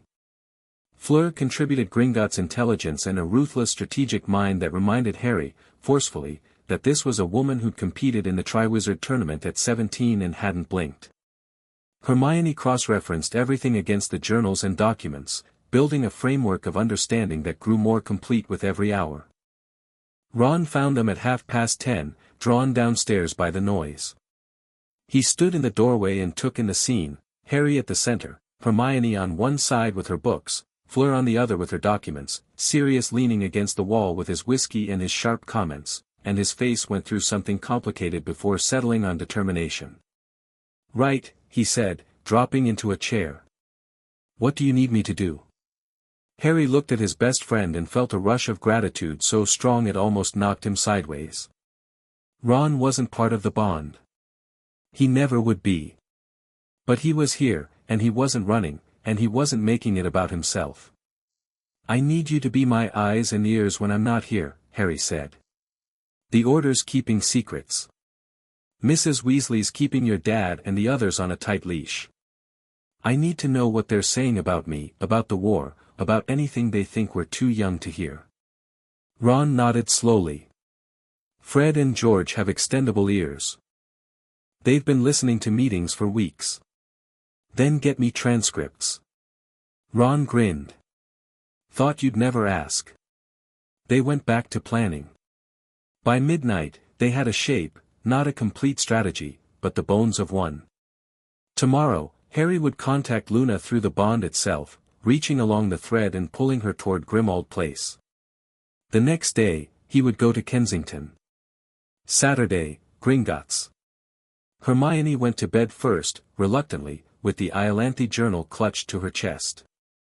Fleur had secured a room at the Leaky Cauldron. She kissed Harry on both cheeks in the French way, and the bond flared warm where her lips touched his skin. Sleep, she told him. You will need your strength. She disapparated from the front step with a soft crack. Sirius walked Harry up to his room, and at the door, he put a hand on Harry's shoulder and squeezed. Your father would be proud of you, Sirius said. And your mother would be terrified for you. Which means you're doing exactly the right thing. Harry slept. For the first time in weeks, he didn't dream of Cedric. He dreamed of gold thread stretching across a map of Britain, pulling tight, drawing 5 lights toward a single point. In the dream, the lights converged, and where they met, the darkness burned away. Luna arrived the next afternoon, and she did it in the most Luna way possible. She simply appeared. Harry was in the kitchen with Hermione, going over the Iolanthe journal for the 3rd time, when the back door opened and Luna Lovegood walked in wearing a sundress patterned with radishes, her wand tucked behind her left ear, her feet bare on the cold stone floor. Hello, Harry, she said. Hello, Hermione. Your wards are very polite. They let me right through. Harry and Hermione stared at her. Through the bond, Harry felt Luna's calm amusement. She'd been feeling it all morning, that patient, glinting humor of someone who knows something no one else does. The wards shouldn't have let you through, Hermione said slowly. This house is under Fidelius. You'd need to know the address. I do know the address. The bond told me. Luna looked around the kitchen with interest. This house is very unhappy. The magic in the walls is all twisted up. Like a cat that's been stroked the wrong way. Luna, Harry said, standing. How did you get here? I walked to the village and took the night bus. Then I followed the gold thread. She said it the way someone else might say I took the M25, simple, factual, obvious. The bond connects us, Harry. If I follow it far enough, it leads me to you. Didn't you know? He hadn't. But now that she said it, he could feel the truth of it. The threads weren't just emotional connections. They were literal magical pathways. A bonded person could follow them like a trail of breadcrumbs.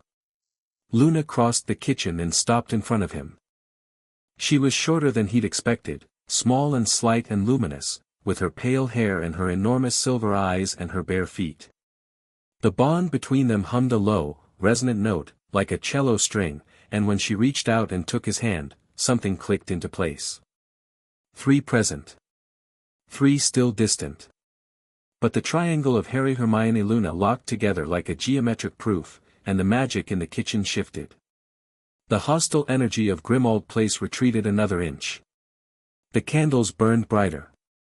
The persistent smell of damp and misery lightened, just slightly, as if the house had taken its first clean breath in decades. Oh, Hermione whispered. She was staring at her own hands. Faint lines of gold light traced her veins, visible for a moment before fading. I felt that. The 3 of us together, it's stronger. Much stronger. Triangles are the most stable magical shape, Luna said serenely. 3 points create a plane. My mother used to say that. Harry looked at Luna, really looked, past the dreamy exterior and the radish earrings and the social oddness. Through the bond, he could see her.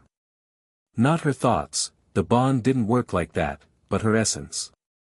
The deep, quiet grief of a girl who'd watched her mother die at 9 years old. The iron core of resilience she'd built around that grief. The way she saw the world, not through delusion, as most people assumed, but through a lens of magical sensitivity so profound that she perceived things others simply couldn't. You knew this was coming, he said. Before the bond activated. I knew something was coming. The magic has been gathering around you for years, Harry. Like a storm building. I could see it at Hogwarts, gold light in your wake, threads trailing from you that hadn't found their endpoints yet. She squeezed his hand.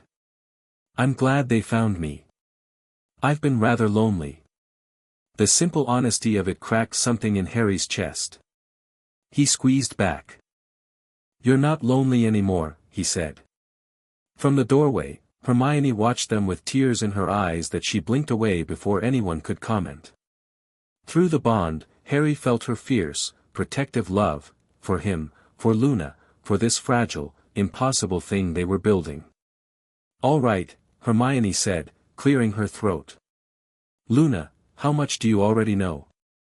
About the contract, the bond, what it does. Most of it. Luna released Harry's hand and drifted to the table, where she picked up the Iolanthe journal and began reading it upside down. The Nargles told me some of it. The bond told me the rest. Hermione opened her mouth, visibly fought with herself, and closed it. Through the bond, Harry felt her decide, with great effort, that arguing about Nargles was not a productive use of their time.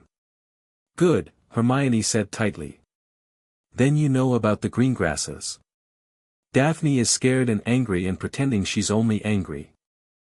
Astoria is excited and relieved and pretending she's not scared. Luna turned a page. They need to come here.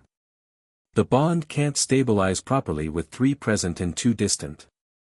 It's like trying to tune a piano with half the strings missing. Tomorrow, Harry said. I'm going to Kensington tomorrow. Luna looked up. Take me with you. Luna, I'm not fragile, Harry.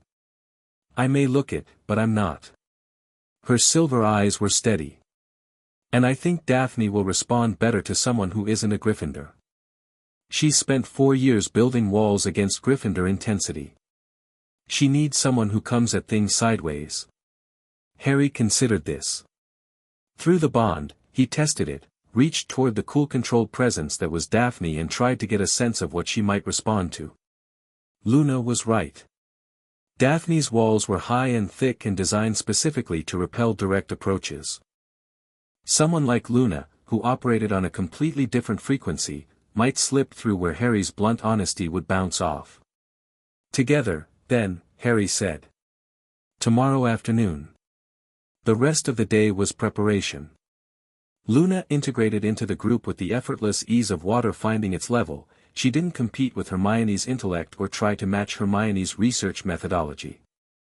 Instead, she offered perspectives that came from a completely different direction. Where Hermione analyzed the journal's text, Luna analyzed its magic, running her fingers over the pages and describing the emotional state of the author as she'd written each passage. She was afraid here, Luna murmured, tracing a paragraph about the contract's use in battle. But not of the enemy. She was afraid of the power. Of what it might do to the people she loved if it grew beyond their ability to contain it. Can it? Harry asked. Grow beyond our ability to contain it? Any power can. That's what makes it power. Luna looked at him with those luminous eyes. But the contract has a safeguard. Did Hermione tell you? I haven't gotten to that part yet, Hermione said, slightly defensive. The safeguard is trust, Luna said simply. The bond amplifies what the bonded share. If they share trust, the power flows freely and stays balanced. If they share fear or resentment, the power turns inward. It can't be used to hurt the bonded, that's built into the magic, but it can consume itself. Burn out. So we have to actually trust each other, Harry said. Not just say we do. Actually do it. Yes. All 6 of us. Completely. Luna smiled. Which is why you need to go to Daphne in person. She needs to see you. Feel you. Decide for herself whether you're someone she can trust with her sister's life. Harry nodded. The weight of it settled on his shoulders, but it didn't feel like a burden. It felt like a responsibility he was ready for. That evening, Sirius produced a map of magical London and they plotted the route to the Greengrass townhouse. The house was in a row of Georgian terraces that had been enchanted to be unplottable, standard security for old pure-blood families, but the bond provided what maps couldn't. Harry could feel Daphne's location like a compass needle pointing north. "You'll need to be careful," Sirius said. "Not because of the Greengrasses. Because the Ministry has people watching Diagon Alley and the surrounding areas, and if they spot you out and about before your hearing, they won't spot me." Harry pulled his invisibility cloak from his back pocket. The fabric shimmered in the candlelight, and now that he knew it was a Peveril heirloom, it felt different in his hands. Heavier with history. "Luna, can you do a disillusionment charm?" "I can do several things that most people think are impossible," Luna said cheerfully. "A disillusionment charm is quite straightforward by comparison." Sirius laughed, a real laugh, the first one Harry had heard from him since arriving. "I like her. James would have liked her too." They finalized the plan. Harry and Luna would leave after lunch, travel by night bus to Kensington, make contact with Daphne, and be back by evening. Hermione would remain at Grimmauld Place, continuing her research and, critically, providing cover if anyone from the Order noticed Harry's absence. "I'll tell them you're napping," Hermione said, with the determined expression of someone who had never successfully lied in her life and was planning to start now. "Maybe I should be the one who covers," Ron offered from the corner where he'd been eating an apple and listening. "I'm actually good at lying." "You're terrible at lying," Hermione said. "To you, yeah. To my mum. Expert level." The argument continued in the comfortable, well-worn way of two people who'd been bickering for 4 years and wouldn't know how to stop if they tried. Harry listened with half an ear, his attention drawn inward, toward the bond. He reached for Daphne. Not aggressively, gently, the way you'd extend a hand to a wary animal. He felt her start. Felt the walls go up. But beneath the walls, underneath the slithering caution and the political calculation and the practiced indifference, he felt something that made him push forward despite the resistance. Hope. Daphne Greengrass was hoping. He sent back a single, wordless message, not language, because the bond didn't carry words over distance, but a feeling. "Tomorrow. I'm coming. Bring Astoria." The walls flickered. Didn't drop, Daphne was too controlled for that, but flickered. And through the gap, he felt her answer, a cautious, grudging yes. Harry withdrew and found Luna watching him with a knowing smile. "She's going to pretend to be very difficult about this," Luna observed. "She's going to ask hard questions and demand guarantees and make you prove yourself. And underneath all of it, she's going to be so relieved she could cry." "You got all that from the bond?" "I got all that from knowing Slytherins. They're terribly predictable once you understand that every defense mechanism is a love language." Harry stared at her. Luna gazed back, serene as a lake. "You're something else, Luna Lovegood," he said. "I know," she said, and stole the last biscuit from the plate on the table. Kensington in July was all white terraces and green squares and the distant sound of traffic from the high street. Harry and Luna took the night bus, a lurching, nauseating ride that Luna seemed to genuinely enjoy, and walked the last quarter-mile under the invisibility cloak, pressed together shoulder to shoulder. "Left here," Harry murmured, following the bond. It pulled him like a fishing line through the elegant streets, past Muggle families with pushchairs and joggers with earphones, until they stood in front of a row of terraces that looked, to non-magical eyes, like there was simply no number between 41 and 43. Harry pulled the cloak off. Luna cast a notice-me-not charm on both of them with a casual flick of her wand. The magic was subtle, lighter than Hermione's would have been, more like a suggestion than a command. "Nothing interesting here. Look elsewhere." "The wards will know we're here," Luna said. "Daphne will feel us through the bond regardless. Best to just knock." Harry knocked. The door opened almost immediately. Daphne Greengrass stood in the frame, and Harry's first thought was that she looked exactly like her magical signature felt, cool, sharp, immaculate. Dark hair pulled back, grey eyes the color of winter sky, dressed in the understated elegance of old money even though she was wearing jeans and a silk blouse. 15 years old and already carrying herself like a woman twice her age. Behind her, peering around her shoulder with undisguised curiosity, was a smaller girl with lighter hair and the same grey eyes, but where Daphne's were guarded, Astoria's were blazing. The bond detonated. 5/6 of it, at least, Fleur was still across London, but the proximity of Harry, Luna, Daphne, and Astoria together, with Hermione feeding in from Grimmauld Place, created a resonance that made the air between them shimmer. Golden light flickered at the edges of Harry's vision. The wards on the Greengrass townhouse rang like a bell, then settled, recognizing the bond's magic as something older and more fundamental than their own enchantments. Daphne's hand tightened on the doorframe. Her face didn't change, the mask was that good, but her knuckles went white. "Potter," she said. "Greengrass. You brought love good." "Hello, Daphne," Luna said warmly. "Your wards have a lovely personality. Very protective. They remind me of you." Something flickered in Daphne's expression. Not softening, more like a crack appearing in glass before it decides whether to hold or shatter. "Come inside," she said. "Before someone sees you." The townhouse interior was beautiful in the restrained way of old pure-blood homes, dark wood, pale walls, family portraits that watched with polite interest rather than the hostile sneering of the Black collection. Daphne led them to a sitting room on the first floor and closed the door. She didn't sit. She stood with her back to the fireplace, arms crossed, and looked at Harry with an expression that was pure Slytherin calculation. Astoria, meanwhile, had crossed the room and was standing directly in front of Luna, studying her with frank fascination. "You're the one who can see the threads," Astoria said. It wasn't a question. "And you're the one whose curse went quiet," Luna answered. She tilted her head. "It's still there. I can see it, dark lines in your magic, like veins. But the bond is holding them still. Like a hand on a wound." Astoria's composure cracked for just a moment, a flash of raw, desperate gratitude, before she reassembled it. She was 13, Harry realized, and already better at masks than most adults. You had to be, when your body was trying to kill you and everyone treated you like you might break. "I need to know exactly what this means," Daphne said, pulling Harry's attention back. "Not poetry. Not theory. Specifics.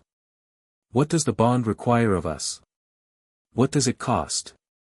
What happens if we refuse?" "You can't refuse," Harry said. "Neither can I.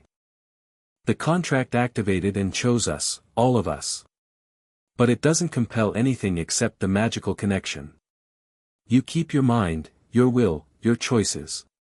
The bond is a tool, not a chain." Pretty words. "And if you die? The bond collapses and Astoria's curse returns." The question was brutal and precise, and Harry respected her for asking it. Through the bond, he could feel the fear underneath, not for herself, never for herself, always for Astoria. "I don't intend to die," Harry said. "Nobody intends to die, Potter. Your parents didn't intend to die. Cedric Diggory didn't intend to die." The name hit the room like a slap. Harry felt it, the old guilt, the green light, the falling body, and the bond flinched with him. But the flinch lasted a second, and what replaced it was something new. Something forged in the alley in Little Whinging, tempered by 3 days of revelation. "You're right," Harry said. "People die in wars. But here's the thing, Greengrass, your family's neutrality isn't going to save you. Voldemort doesn't care about neutral. The Ministry doesn't care about neutral. When this war breaks open, and it will, your father's carefully cultivated position won't be worth the parchment it's written on. You can stand alone and hope the storm misses you. Or you can stand with us and make sure the storm breaks on something stronger than hope." Daphne stared at him. Through the bond, Harry felt her defenses tested, not by the logic of his argument, which she'd already worked out for herself, but by the sincerity behind it. She was looking for the angle, the manipulation, the hidden cost. It was what Slytherin had taught her to do. It was how she survived. She found nothing but honesty. And it terrified her more than any lie would have. "You're not what I expected," she said quietly. "Nobody ever is, up close." Luna chose this moment to speak. "Daphne, may I show you something?" Daphne's gaze shifted to Luna, and some of the tension in her posture eased. Luna was simply harder to be guarded against. It was like trying to raise shields against a breeze. "Go ahead." Luna crossed to Daphne and held out her hand, palm up. "Take my hand. I want to show you what the bond looks like to someone who can see it." Daphne looked at Luna's hand for a long moment. Then she reached out and took it. The effect was immediate. Daphne's eyes went wide, genuinely wide, the mask blown away entirely for the first time, and golden light bloomed between their clasped hands and spread up their arms. Through the bond, Harry felt what Luna was doing. She was sharing her perception, the way she saw the magical world, letting Daphne see through her eyes for just a moment. Through Luna's vision, the bond was visible. Not as an abstract feeling or a metaphorical thread, but as actual, physical light, strands of gold connecting all of them, weaving between their magical cores, forming a web that pulsed with every heartbeat. Harry could see himself through Daphne's borrowed sight, and he looked like a bonfire, golden light pouring off him in waves. And she could see Astoria. Could see her sister's curse, dark, ugly lines and otherwise bright magic, and could see the bond's light wrapped around those lines, holding them, containing them, pouring warmth into the cold places. She could see it working. See her sister's life being saved in real time by a magic that asked nothing in return except trust. Daphne's hand tightened on Luna's. Her breath hitched. A single tear traced down her cheek, and she wiped it away so fast that if Harry hadn't been watching he'd have missed it. "All right," Daphne whispered. "All right, Potter. I'm in." Astoria let out a sound that was half laugh, half sob, and launched herself at her sister. Daphne caught her, arms tight, face pressed into Astoria's hair, and over her sister's shoulder, she met Harry's eyes. "But I have conditions," she said, her voice steady even though her eyes were bright. "Name them." "First, my parents are not told." "Not yet." "My father would panic and do something politically catastrophic, and my mother would write to every relative on the continent. I need time to prepare the ground." "Done." "Second, at Hogwarts, I maintain my position in Slytherin. I will not publicly defect. I will not wear a badge or join a club. I will work with you, but from inside the snake pit. You need someone there, and you know it." Harry glanced at Luna, who nodded slightly. "Done," he said. "Third." Daphne's voice dropped. "If anything threatens Astoria, anything at all, I expect the full force of this bond to respond. Not later. Not after discussion. Immediately. Daphne." Harry held her gaze. Through the bond, he let her feel what he felt, not words, not promises, but the absolute, bone-deep certainty that he would protect the people connected to him with everything he had. Every last spark of the golden fire in his chest. You don't need to ask for that. It's what the bond is for. Daphne held his gaze for a long moment. Then she nodded once, sharply, and the mask came back up, but it was different now. Less a wall and more a uniform. She wasn't hiding from them anymore. She was arming herself for what came next. "Well then," she said briskly, releasing Astoria and smoothing her blouse. "We have work to do. Love good, I assume you have some information-sharing method that doesn't involve the Hogwarts rumor mill. Potter, you mentioned a vault at Gringotts. Astoria, stop crying, it's undignified." "I'm not crying, I'm emoting," Astoria said, wiping her face with her sleeve. "There's a difference." "There really isn't." There really is, Luna said. Crying is involuntary. Emoting is a choice to feel things fully. It's quite brave, actually. Astoria beamed at Luna.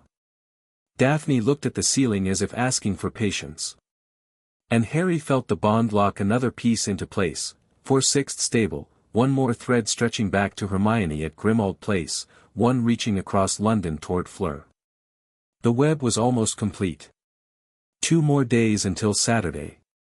2 more days until Gringotts. They spent the afternoon in the Greengrass sitting room, sharing information. Daphne's contribution was political intelligence. She had a detailed map of Wizengamot alliances, Death Eater sympathizers, Ministry power brokers, and the shifting allegiances between them. She'd been tracking this since she was 12. You're 12 and you're mapping political alliances? Harry said, genuinely impressed. I was 12. I'm 15 now. And I started at 11, actually. Daphne's tone was dry. When your family's survival depends on knowing which way the wind is blowing, you learn to read the weather early. Astoria's contribution was less expected and more visceral. The blood curse had made her uniquely sensitive to dark magic. She could feel it the way some people could feel changes in air pressure. She described the wards around their family estate, the traces of dark magic she'd felt in Diagon Alley, the shifting patterns of magical hostility she could sense building across Britain. Something's gathering in the west, she said, her voice matter-of-fact despite the weight of her words. I've felt it all summer. Like a storm front, but underground. Dark magic pooling in specific locations. I've mapped the ones I can feel from home. She produced a hand-drawn chart, marked with dates and intensity levels. 13 years old, and she'd been tracking Voldemort's build-up from her bedroom. Harry looked at the chart and felt something cold settle in his stomach. The concentration points Astoria had identified matched, from what little he knew, with the locations of known Death Eater operations. You've been doing this alone? He asked. Who was I going to tell? Astoria's smile was too old for her face. No one believes the sick girl's magical hunches. I believe you, Harry said. And from now on, you tell me. Every time you feel something shift, you tell me. Astoria's smile changed, younger, warmer, real. Deal. They left as the afternoon light began to slope toward golden. At the door, Daphne caught Harry's arm. Potter. One more thing. He waited. Dumbledore will try to control this. The moment he learns what we are, what the bond can do, he will try to fold us into his plans and use us as pieces on his board. I know his reputation. I know the light side worships him. But I grew up hearing the other stories, the ones about the greater good and the sacrifices he asks other people to make. Her gray eyes were steady. Don't let him. I won't, Harry said. And meant it. The walk back through Kensington felt different. Lighter. The bond was humming at a frequency Harry could almost hear, and London's summer evening wrapped around them like a blanket. Luna walked beside him, barefoot on the warm pavement, occasionally pointing out things no one else would notice, a bowtruckle in a plane tree, a cat that was probably a Kneazle, a cloud that looked like a crumplehorn snorkack. That went well, Luna said. You showed her the bond. Through your eyes. She needed to see what she was protecting. Daphne makes decisions with her head, but she commits with her heart. She needed to see Astoria's curse being held. Luna glanced at him. I could show you too, if you wanted. Show me what? What you look like. Through the bond. Harry considered. Then he held out his hand. Luna took it. The world shifted, not dramatically, not with the golden explosion of the bond's activation, but with a subtle, pervasive change in perception. Through Luna's eyes, the world was layered. Every living thing trailed magic, faint for muggles, brighter for wizards, blazing for the creatures only Luna could see. And Harry himself was ablaze. Golden light poured from him in waves, with 5 threads stretching out from his chest in different directions, toward Hermione, toward Fleur, toward Daphne and Astoria, and the shortest one, looping back to Luna herself. The threads were beautiful. And they were getting brighter. By Saturday, Luna said softly, when all 6 of us are together. I think it's going to be something extraordinary. Harry looked at the golden light of himself through Luna's eyes and felt, for the first time since the graveyard, something that wasn't just determination or anger or grief. He felt ready. Tomorrow was preparation. The day after was Gringotts. And then the real work began. Through the bond, 5 heartbeats echoed his. The threads were tightening. The web was nearly complete. And somewhere in a dark manor in an unknown county, a man with red eyes pressed his hand to a chest that held only fragments of a soul and felt, distantly, the growing warmth of something that could unmake him. He did not yet know what it was. But he was afraid. He was right to be. Chapter 3, The Greengrass Gambit. Diagon Alley on a Saturday morning in July should have been safe. That was the thought that kept circling through Daphne Greengrass's mind afterward, the bitter, useless recognition that safety was a thing she'd spent her entire life calculating, and the calculations had just been rendered irrelevant by 3 men in black robes and bone-white masks who operated into the middle of the street while she was buying potion ingredients with her sister. But that came later. First, the morning. Harry woke at 5.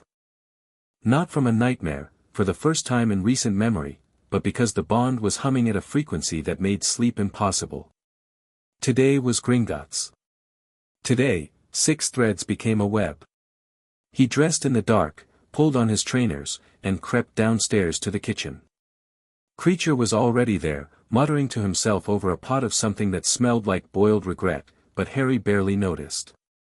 His mind was running through the plan. Step 1, meet Fleur at the Leaky Cauldron at 9. Step 2, collect the Greengrass sisters from their Kensington townhouse. Step 3, walk into Gringotts with 5 of the 6 bonded present, Luna and Hermione completing the group, and claim the ancestral Potter vault. Step 4, whatever the vault revealed. Simple. Clean. Absolutely nothing was going to go wrong. Hermione was the next one down, at 6:30, with 3 books under her arm and the slightly manic energy of someone who'd been up since 4 pretending she'd just woken up. I've been cross-referencing Iolanthe's journal with the Gringotts documents Fleur provided, she said without preamble, dropping into the chair beside him. The vault has a guardian. Some kind of trial, the journal isn't specific, but Iolanthe mentions that her husband had to prove the bond's worthiness before the vault would open fully. She doesn't describe what the trial involved, but she says 2 of the bonded collapsed afterward and 1 nearly lost a hand. Encouraging, Harry said. I'm not trying to discourage you. I'm trying to prepare you. Hermione set her books down and looked at him with that particular intensity that meant she'd moved past fear and into operational mode. If the vault tests the bond, it'll test all of us. Every weakness, every doubt, every crack. We need to be honest with each other about where those cracks are. Where are yours? Hermione blinked. She hadn't expected him to ask directly. Through the bond, Harry felt her instinct to deflect, to turn the question academic, to retreat into analysis, and he felt the moment she chose not to. Authority, she said quietly. I trust authority. Rules, institutions, teachers. Dumbledore. I've spent my whole life believing that if I follow the rules and work hard enough, the system will protect me. And it hasn't. It didn't protect you at the Dursleys. It didn't protect Cedric. And Dumbledore, she stopped. Started again. The crack in my bond is that part of me still wants to believe he had good reasons. And I know, that believing that makes me dangerous to us. Because if I trust him at the wrong moment, I might give away something we can't afford to lose. Harry reached across the table and covered her hand with his. The bond pulsed warm between them, not just comfort, but recognition. She'd laid herself bare, and the magic rewarded honesty. My crack is anger, Harry said. I'm angry at Dumbledore. Angry at the Dursleys. Angry at the ministry and Fudge and everyone who left me in the dark. The anger's useful, it drives me, but if I let it make my decisions, I'll burn bridges I need. We'll watch each other, Hermione said. That's what the bond is for. What about mine? Luna appeared at the kitchen door in her pajamas, her hair a magnificent nest of tangles. My crack is grief. I miss my mother, and sometimes the missing gets so big that I can't see around it. When that happens, I go somewhere inside myself that's very quiet and very far away, and the bond might not be able to reach me there. She said it the way she said everything, simply, without drama, but the honesty of it filled the kitchen. Harry felt it through the bond. Luna's grief was vast and old and patient, like an ocean she'd learned to swim in but could never escape. We'll reach you, Harry said. Wherever you go. Luna smiled. I know. That's why I told you where the door is. They ate breakfast. Ron came down at 7, yawning, and was given his assignment: stay at Grimmauld Place, maintain the cover story, monitor the order. He took it without complaint, though Harry caught the look in his eye, the complicated mix of loyalty and something he wouldn't call envy but that lived in the same neighborhood. Be careful, mate, Ron said at the door, gripping Harry's forearm. I know you're all powered up and golden, but Death Eaters don't care about destiny. Death Eaters are about to learn what destiny cares about, Harry said, and Ron snorted and clapped him on the shoulder, and that was that. No long speeches. No dramatic farewells. Just two best friends who understood each other. Sirius was waiting in the entrance hall with a package wrapped in brown paper. Before you go. He pressed it into Harry's hands. Found this in the sealed section. It was in a box with your father's name on it. Harry unwrapped it. Inside was a wand holster, old leather, dark with age, etched with runes that glowed faint gold when his fingers touched them. Potter family dueling holster, Sirius said. Charmed for quick draw. Anti-summoning wards. And, he tapped a rune near the wrist strap. A notice me not that activates when the holster is covered. Nobody sees the wand. Nobody knows you're armed. Harry strapped it on. His wand slid into the holster and the runes flared once, then subsided. The fit was perfect, the leather warm against his forearm, the weight of the wand comforting and immediately accessible. Thanks, Sirius. Don't thank me. Come back in one piece. A pause. A shadow crossed his godfather's face. All of you. Come back in one piece. They took the night bus. Harry, Hermione, and Luna wedged together on the upper deck, the invisibility cloak ready but not deployed. Hermione had cast a sophisticated glamour on Harry, his scar was hidden, his hair a shade lighter, his features subtly shifted. Not enough to fool someone who knew him well, but enough to survive a casual glance. You're good at that, Harry said, examining his reflection in the bus window. I've been practicing. Hermione's voice was prim, but through the bond Harry felt her satisfaction.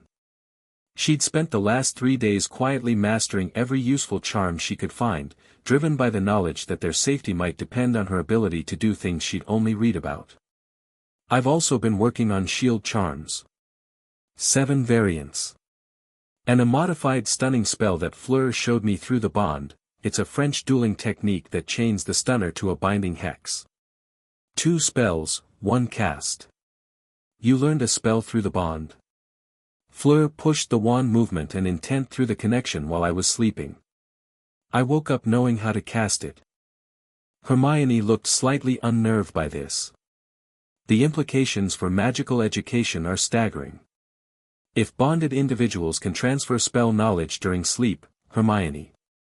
Right. Later.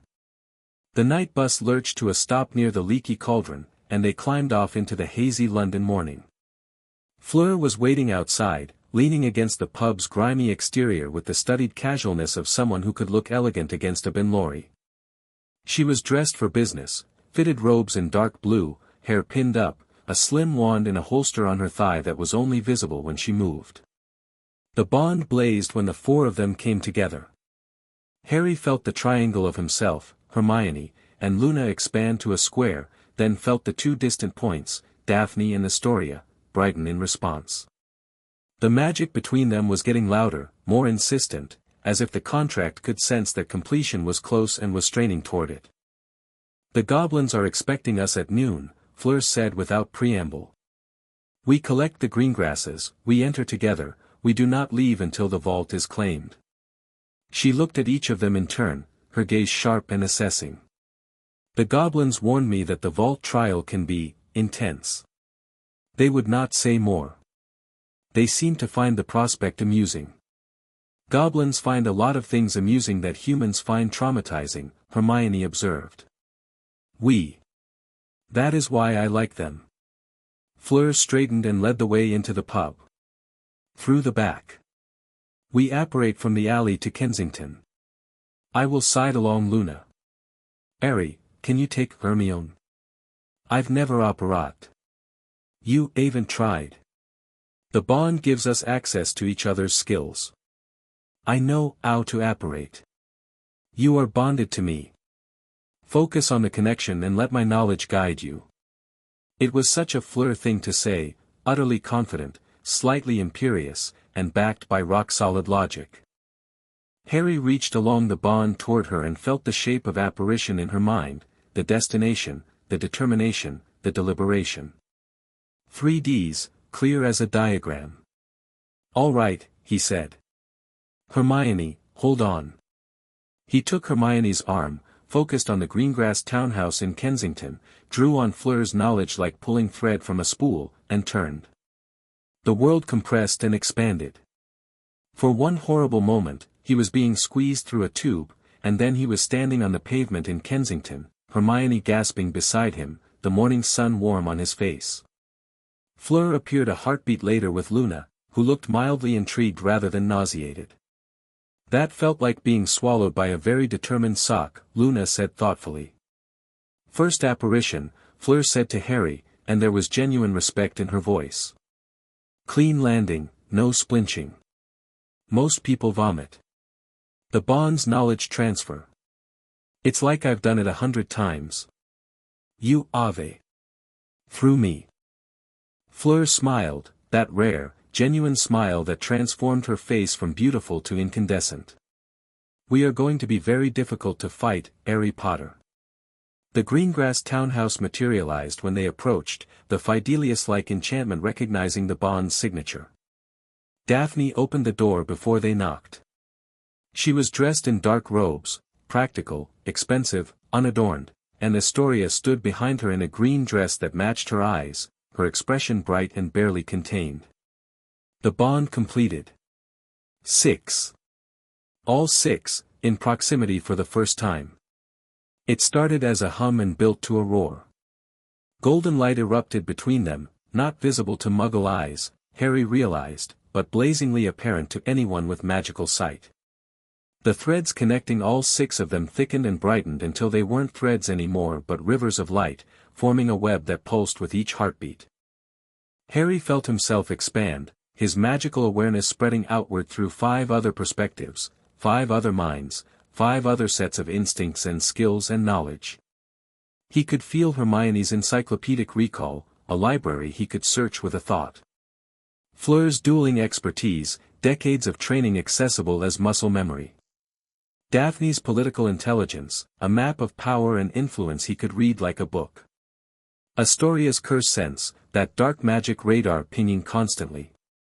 Luna's magical perception, the world rendered in layers of light and shadow. And they could feel him. His raw power, and it was raw, he realized now, barely tapped, an ocean beneath a teacup, his instincts, his reckless courage, his absolute refusal to bend or break or bow. The golden light faded. The 6 of them stood in the doorway of the Greengrass townhouse, breathing hard, changed. "Well," Astoria said, her voice slightly awed.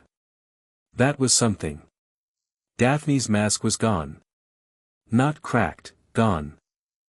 She was staring at Harry with an expression he'd never seen on her face, raw, unguarded wonder. Through the bond, He felt her analytical mind trying and failing to quantify what had just happened, and her eventual surrender to the simple truth that some things couldn't be measured. Gringotts, Daphne said, recovering first because Daphne always recovered first. We need to move before someone detects that energy signature. She was right.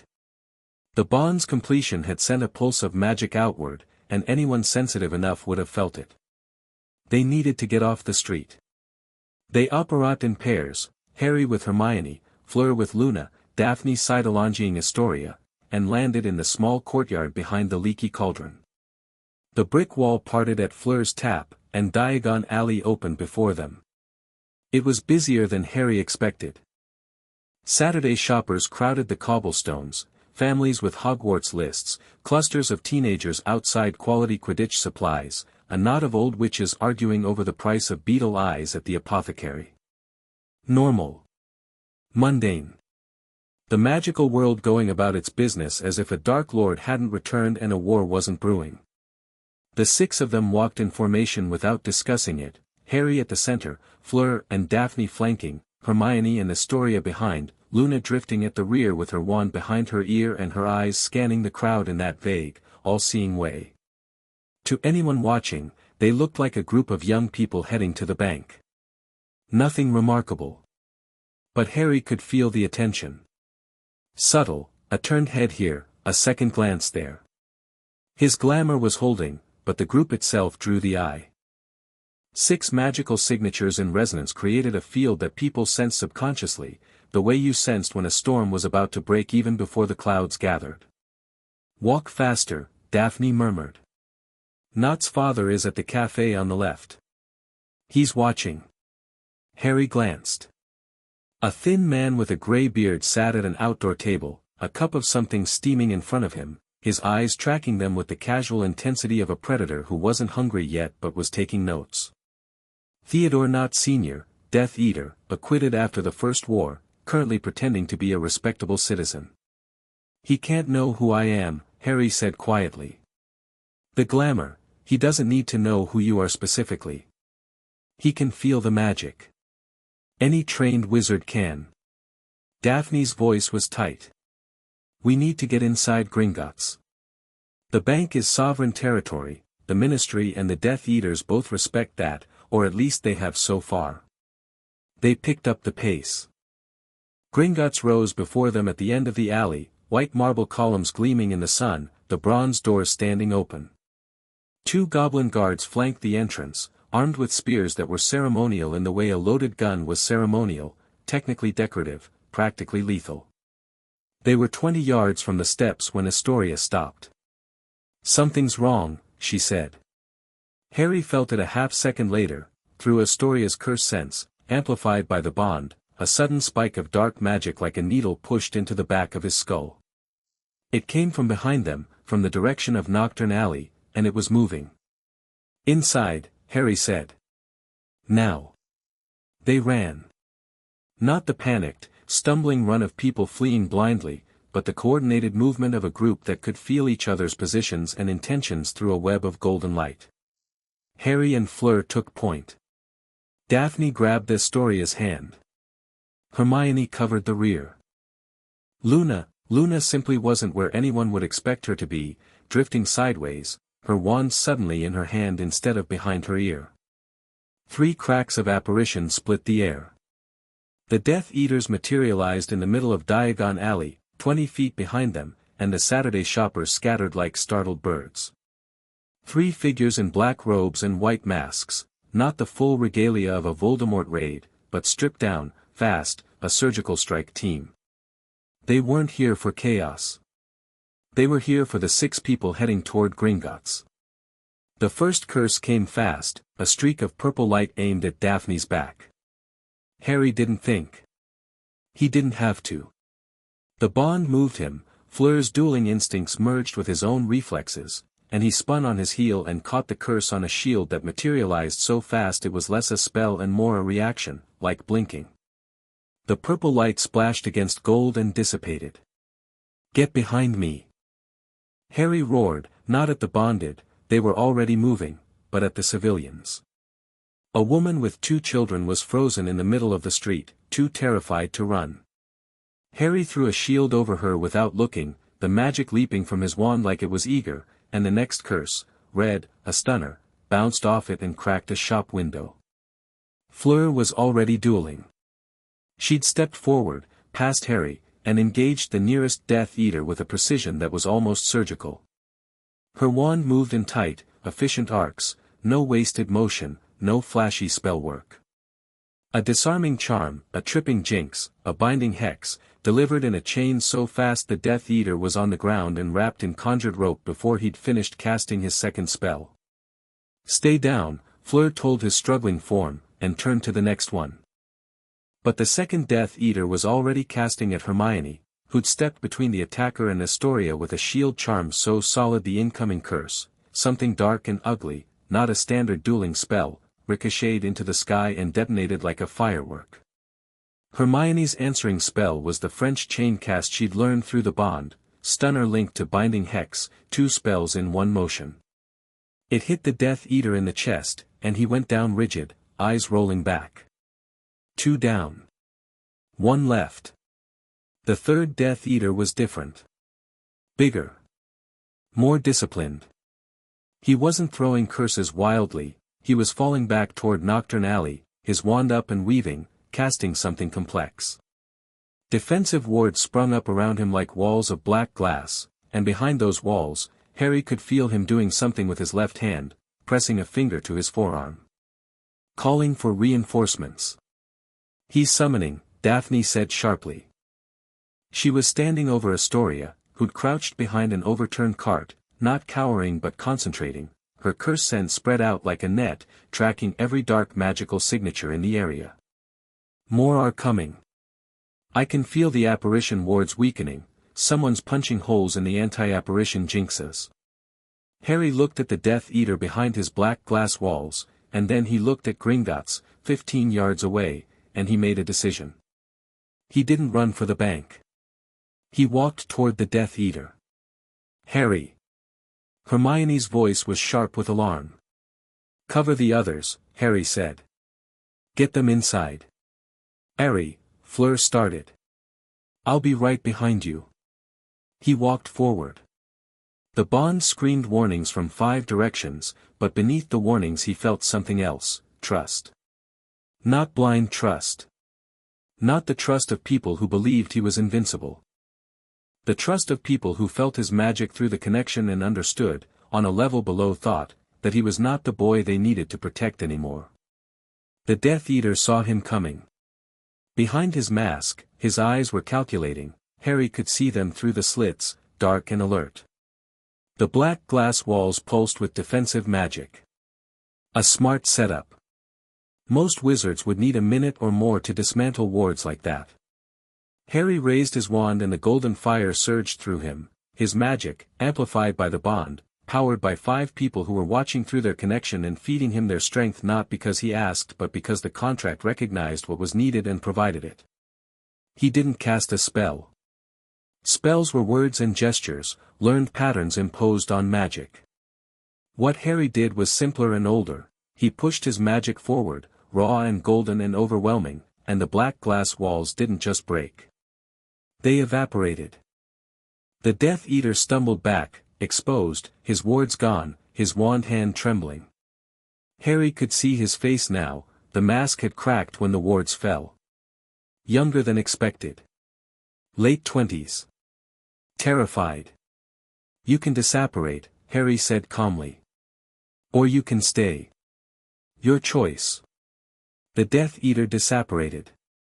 The crack of his departure echoed off the marble facades, and Diagon Alley fell into stunned silence.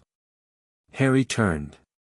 The shoppers who'd scattered were emerging from doorways and behind carts, staring at him with expressions that ranged from awe to fear. The woman with 2 children was clutching them to her chest, her eyes enormous.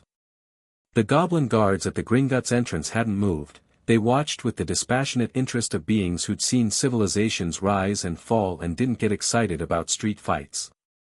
Fleur was waiting at the base of the Gringotts steps. Her expression was complex, pride and concern in something heated that the bond translated as that was magnificent and also never do it again. "Inside," Harry said. "Before the ministry shows up." They went in. The bronze doors closed behind them with a resonant boom, and the noise of the street vanished. Gringotts' interior was cool marble and quiet purpose, long counters staffed by goblins who barely looked up at their entrance. Except one. A goblin in a finer suit than the others descended from a raised platform at the far end of the hall and approached them with the measured stride of someone who outranked everyone in the room and knew it. "Mr. Potter." His voice was deep for a goblin, resonant, with a faint edge of something that might have been anticipation. "I am Ragnarok, Senior Account Manager, Potter Estates. Miss Delacour informed us you would be coming." Harry pulled the glamour off his face with a thought. Inside Gringotts, there was no need. "I want to access the ancestral vault."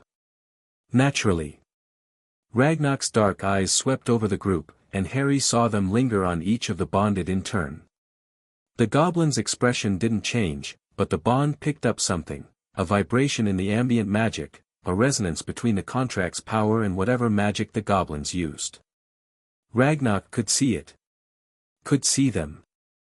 All 6 present. "The contract is complete." 5, Harry corrected. "We're missing, I count 6 magical signatures in your bond, Mr. Potter." Ragnarok's gaze settled on Harry's forehead. "On his scar. The 6th is, complicated. But present. We will discuss that after the vault." A chill ran through the bond. 6 connections. Harry had always felt 5, the 5 women, the 5 heartbeats. But the scar, the piece of Voldemort in his scar. Later, Daphne said firmly, reading the shift in Harry's mood through the bond and cutting it off before it could spiral. "The vault first." Ragnarok inclined his head and led them deeper into the bank. Past the counters, through a door that opened onto a vast underground cavern, into one of the mining carts that Gringotts used for vault access. The cart was larger than the ones Harry remembered from his first visit, built for a group, with bench seats along the sides and a goblin-operated control panel at the front. They descended. The cart rattled along tracks that spiraled down into the earth, past vaults that ranged from modest iron doors to massive stone gates carved with runes. The air grew colder. The light shifted from torchlit orange to the pale blue-white of luminescent minerals embedded in the cavern walls. "The Potter Ancestral Vault is among the deepest in Gringotts," Ragnarok said, his voice carrying over the rattle. "It was established in the bank's first century of operation. Only 3 families have vaults at this depth, the Potters, the Peverils, which is technically the same vault, and the founders of Hogwarts themselves." "The founders bank here?" Hermione asked, unable to contain herself. "The founders built here, Miss Granger." Gringotts was a collaborative endeavor between goblins and the 4 founders. The deepest vaults were created as repositories for magic too powerful to leave in human hands alone. Ragnarok's smile showed teeth. "The goblins have honored this trust for 1,000 years. We take our responsibilities seriously." The cart slowed.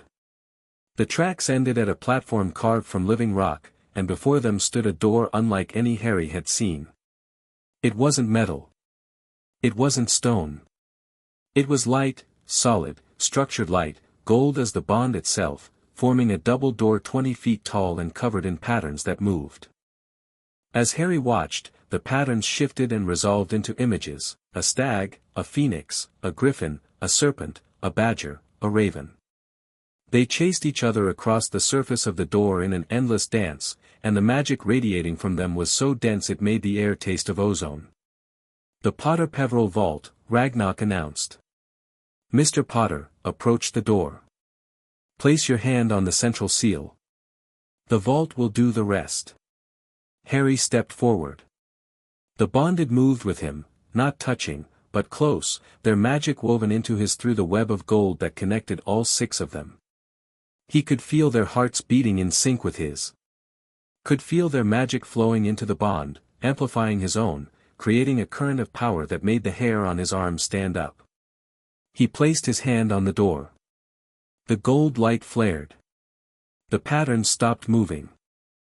The stag at the center of the door turned its head and looked at him, actually looked, with eyes that held intelligence and recognition, and then the door spoke. Not in words. In magic. A pulse of raw intent that translated directly into understanding, bypassing language entirely. The vault recognized him. Recognized the bond. And it was pleased. But it had questions. Show me. The world dissolved. Harry was standing in darkness. Not the darkness of the alley in Little Whinging, that had been cold and hostile. This was warm darkness. Expectant. A space that was waiting to be filled. He wasn't alone. The 5 women stood with him, arranged in a loose circle, each visible by the golden light that traced their veins and lit their eyes. They could see each other. They could feel each other. And they understood, without being told, what the vault was asking. Show me why you deserve this. The trial began. It came at them not as a physical challenge but as an emotional one. The darkness peeled back and revealed scenes, moments pulled from their lives, their fears, their failures. Each scene was designed to break a thread in the bond. Each one targeted a specific connection. For Harry and Hermione, the moment in 4th year when she believed he put his name in the goblet of fire. The hurt. The doubt. The betrayal. It was played back in excruciating detail, Hermione's face in the common room, the way she'd turned away, the gap between them that had taken weeks to close. This is the foundation you build on? The vault asked. Doubt. Harry felt Hermione flinch. Felt the guilt she still carried. He reached along the bond, not to comfort but to show her what he'd felt in that moment, not anger but fear. Fear that she'd leave. Fear that the one person who'd always believed in him had stopped. We were 14, Hermione said to the darkness, her voice shaking but sure. We were children and we made mistakes and we came back to each other. That's not a crack. That's proof. The scene dissolved. For Harry and Fleur, the Triwizard Tournament. The way she dismissed him. A little boy. The arrogance. The contempt. Fleur saw it replayed through Harry's eyes and felt what he'd felt, not humiliation, but a weary recognition that no one saw past their assumptions about him. Too young. Too small. Too famous for the wrong reasons. Fleur's face went pale.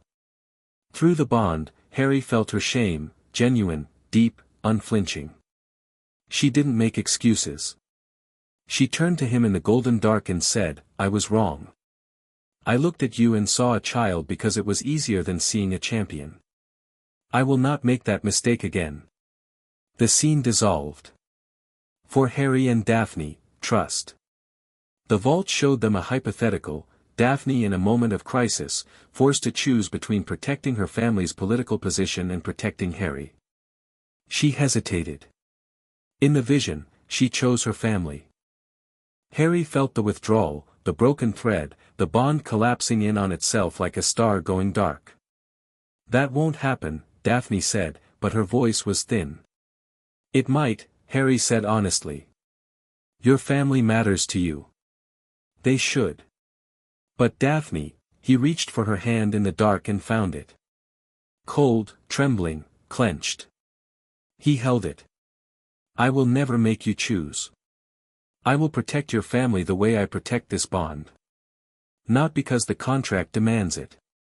Because they matter to you, and you matter to me. Daphne's hand unclenched. Her fingers laced through his. The scene dissolved. For Harry and Astoria, mortality. The vault showed them the truth of her curse, the dark threads woven through her magical core, the slow deterioration, the eventual end. Without the bond, she would die. Perhaps not this year. Perhaps not in 5 years. But the clock was ticking, and the bond was the only thing holding it still. I'm not afraid of dying, Astoria said, and she meant it. 13 years old, and she meant it with every fiber of her being.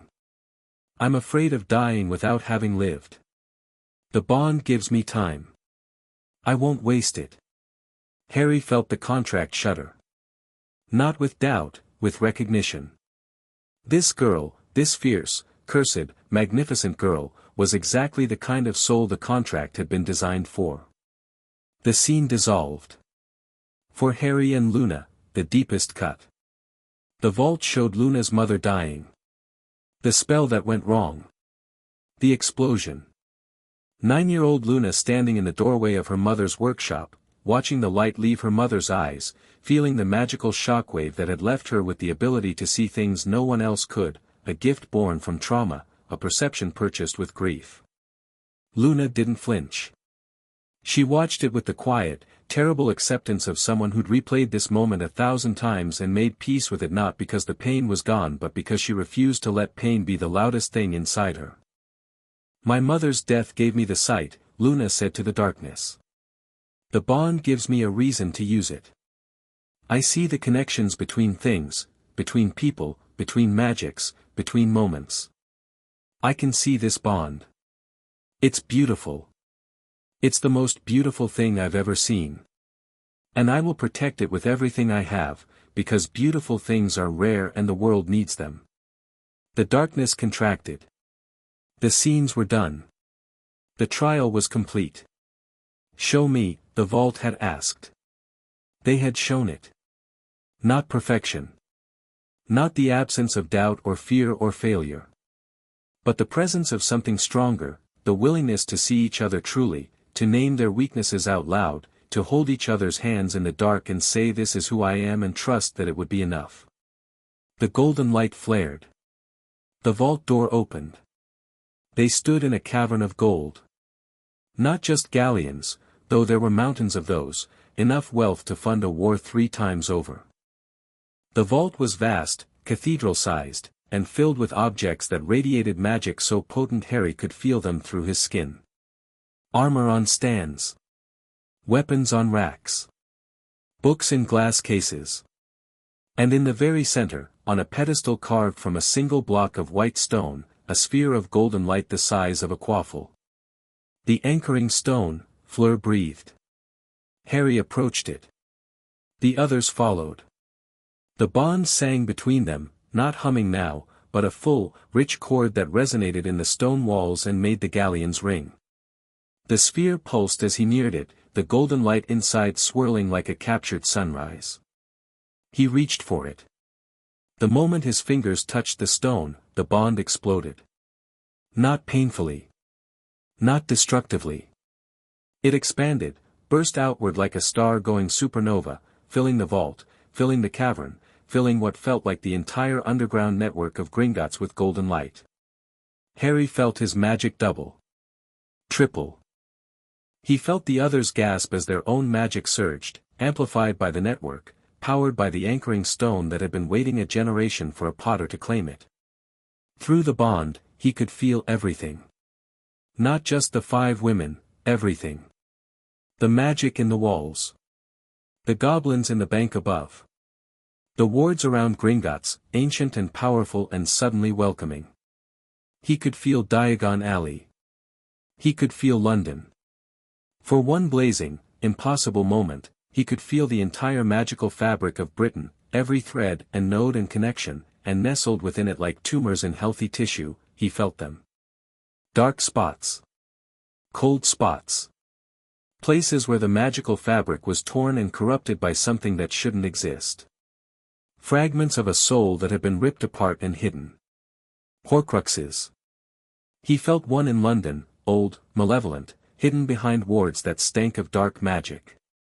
He felt one far to the north, buried deep, wrapped in protections that tasted of pride and legacy. He felt a third, this one confused him, close, very close, inside this very building, in a vault that reeked of the Lestranges. And he felt the one in his scar. A piece of Voldemort. Lodged in his skull since he was 15 months old. A fragment of broken soul that had been riding behind his eyes for 14 years, and the soul contract had been containing it, quarantining it, keeping it from consuming him. The sixth connection Ragnarok had counted. Not a bonded. A parasite. The golden light receded. Harry was on his knees, the anchoring stone clutched to his chest, his breath coming in ragged gasps. The others were around him, Hermione gripping his shoulder, Fleur's hand on his back, Daphne and Astoria pressed close, Luna kneeling in front of him with her hands on his face. "I can feel them," Harry gasped. "The Horcruxes. I can feel all of them." "How many?" Daphne's voice was sharp. "At least 3. Plus," he touched his scar. Through the bond, they all felt it, the cold, squirming wrongness nested in his forehead, the fragment of Voldemort that the contract was holding at bay. "The bond can remove it," Luna said with absolute certainty. "When we're strong enough. The contract is designed to unmake broken souls." "When?" Harry's voice cracked. 14 years. He'd been carrying a piece of Voldemort for 14 years. Soon. Luna's hands were warm on his face. Her eyes were silver and steady and full of a calm that poured into him through the bond like medicine. "Not today. We need to be stronger. But soon, Harry. I promise." He believed her. Not because she said it, but because through the bond he could feel her certainty, not hope, not optimism, but the bone-deep knowledge of someone who could see the threads of magic and knew how they would resolve. He stood. The others stood with him. The anchoring stone pulsed in his hands, warm and alive, and he slipped it into his robe pocket, where it settled against his chest and the bond stabilized around it like a structure finding its keystone. "Let's see what else is in here," Harry said. The vault was a treasure trove in the most literal sense. The galleons were almost an afterthought, the real wealth was in the artifacts. They spent an hour going through the collection, and by the end of it, Harry understood why the Potters had been one of the most feared families in wizarding history. There were wands, not for casting, but for study. Wands crafted by the Potters across centuries, each one an experiment in magical theory. There were journals, dozens of them, spanning 1,000 years, each one written by a Potter or a bonded member describing their experiences with the soul contract. There were weapons, a sword that hummed when Harry touched it, its blade etched with runes that Hermione identified as soul-piercing enchantments, a pair of dueling gauntlets that Fleur slid on and immediately declared magnificent, a set of throwing knives that Daphne picked up with a familiarity that surprised everyone including herself. "The bond again," she said, weighing a knife in her hand. "I've never thrown a knife in my life, but I can feel the technique. Someone in the bond knows how." "That would be me," Fleur said. "My grandmother taught me. It is a Vila tradition." Daphne threw the knife at a wooden target dummy in the corner of the vault. It embedded itself to the hilt, dead center. "I like your grandmother," Daphne said. But the most important finds weren't the weapons. They were the books. Specifically, a slim volume bound in black leather, shelved separately from the others, with a title that made Hermione's breath catch. "On the Nature and Destruction of Soul Anchors," by Linfred of Stinchcombe. "Soul anchors," Hermione whispered. "That's what Horcruxes were called before the modern term. Harry, this is a manual. A guide to finding and destroying them." "The Potters knew," Harry said. "They knew about Horcruxes. They'd been fighting dark wizards who used them for centuries. And they wrote the instruction manual for taking them apart." Hermione clutched the book to her chest with the reverence usually reserved for religious artifacts. "Harry, Dumbledore has been searching for information on Horcruxes for over a decade. The answers were in your vault the entire time." The irony was sharp enough to cut. Dumbledore, the great strategist, the man who kept secrets for the greater good, had been looking for knowledge that was Harry's birthright. Knowledge that Harry would have had years ago if anyone had told him about the vault. "We take everything we can carry," Harry said.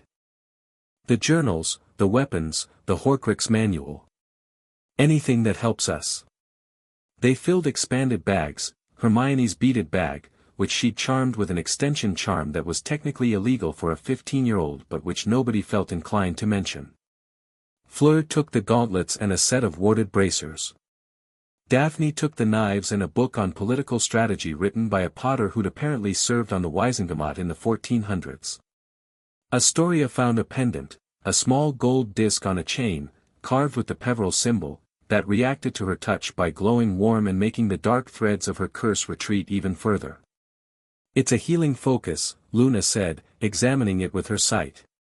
"Designed for exactly what it's doing. Someone in your family's bond had a similar affliction, Harry. They made this for them. 1,000 years of potters, loving and protecting their bonded." Harry felt the weight of that legacy settle on his shoulders, and instead of buckling under it, he straightened. Luna found her own treasure last, a crystal orb the size of a golf ball, nestled in a velvet-lined box at the back of a shelf. When she picked it up, it filled with swirling silver light. "A sight stone," she said, delighted. "It amplifies magical perception. My mother mentioned these, she said they were lost centuries ago." "Not lost," Harry said. "Waiting."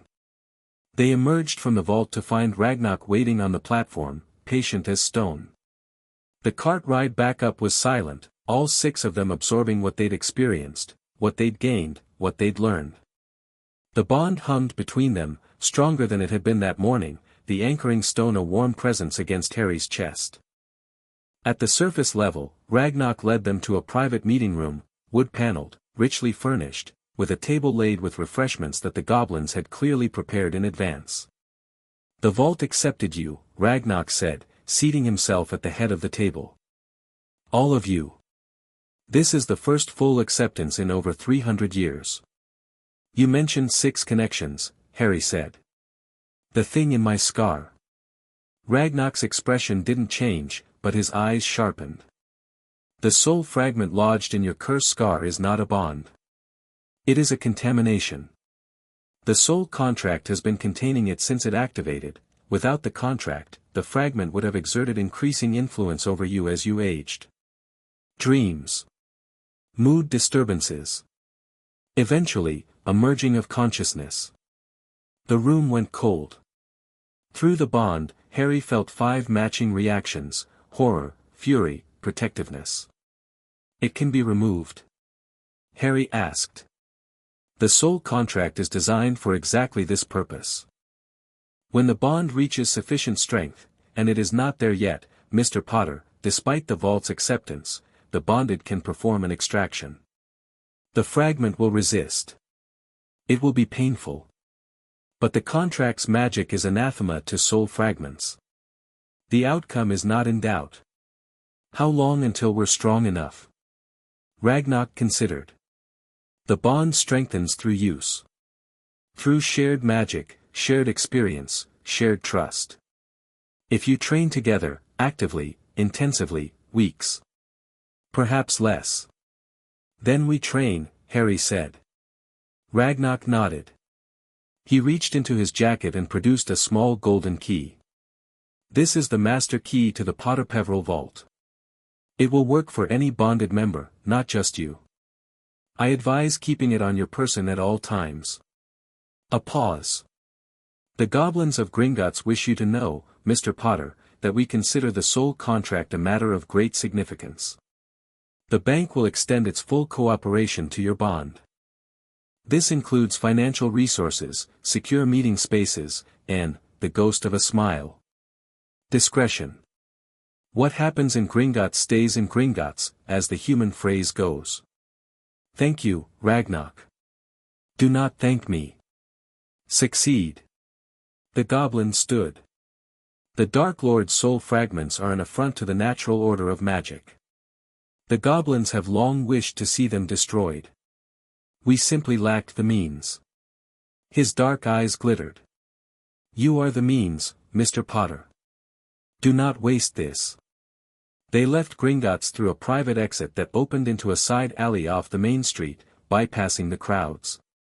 The afternoon sun was hot after the cool of the underground vault, and they stood blinking in the light, 6 young people carrying weapons and knowledge and a bond that was fundamentally changing the shape of the war. "We need to get back to Grimmauld Place," Hermione said. "Plan our next steps." The Horcrux manual alone will take days to study. I can't go to Grimmauld Place, Daphne said. My parents expect me back tonight. If I disappear, then we need a way to communicate that isn't owls, Harry said. The bond carries emotion and intent over distance, but not specific information. We need something more precise. Fleur reached into her bag and produced 6 small mirrors. I had these made yesterday. Enchanted mirrors, they connect only to each other. Undetectable, untraceable, and they work through any ward. You had these made yesterday? I anticipated the need.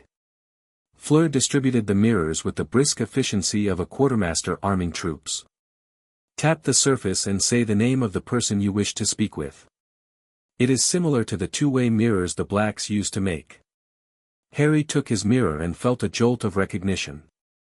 Sirius had mentioned something like this once, a pair of mirrors he and James had used at Hogwarts. Another Potter tradition, cycling back. They parted on the side street. Daphne and Astoria disapparated first, Daphne with a curt nod and Astoria with a brilliant smile that lit up her whole face. Through the bond, Harry felt them travel, a brief compression, then expansion, then the familiar signature of the Greengrass estate settling around them like a cloak. Luna went next, side along with Fleur, who would drop her in Ottery St. Catchpole before returning to her flat. Luna kissed Harry on the cheek before she left, a brief, warm press of lips that made the bond hum with her particular frequency, that deep calm note.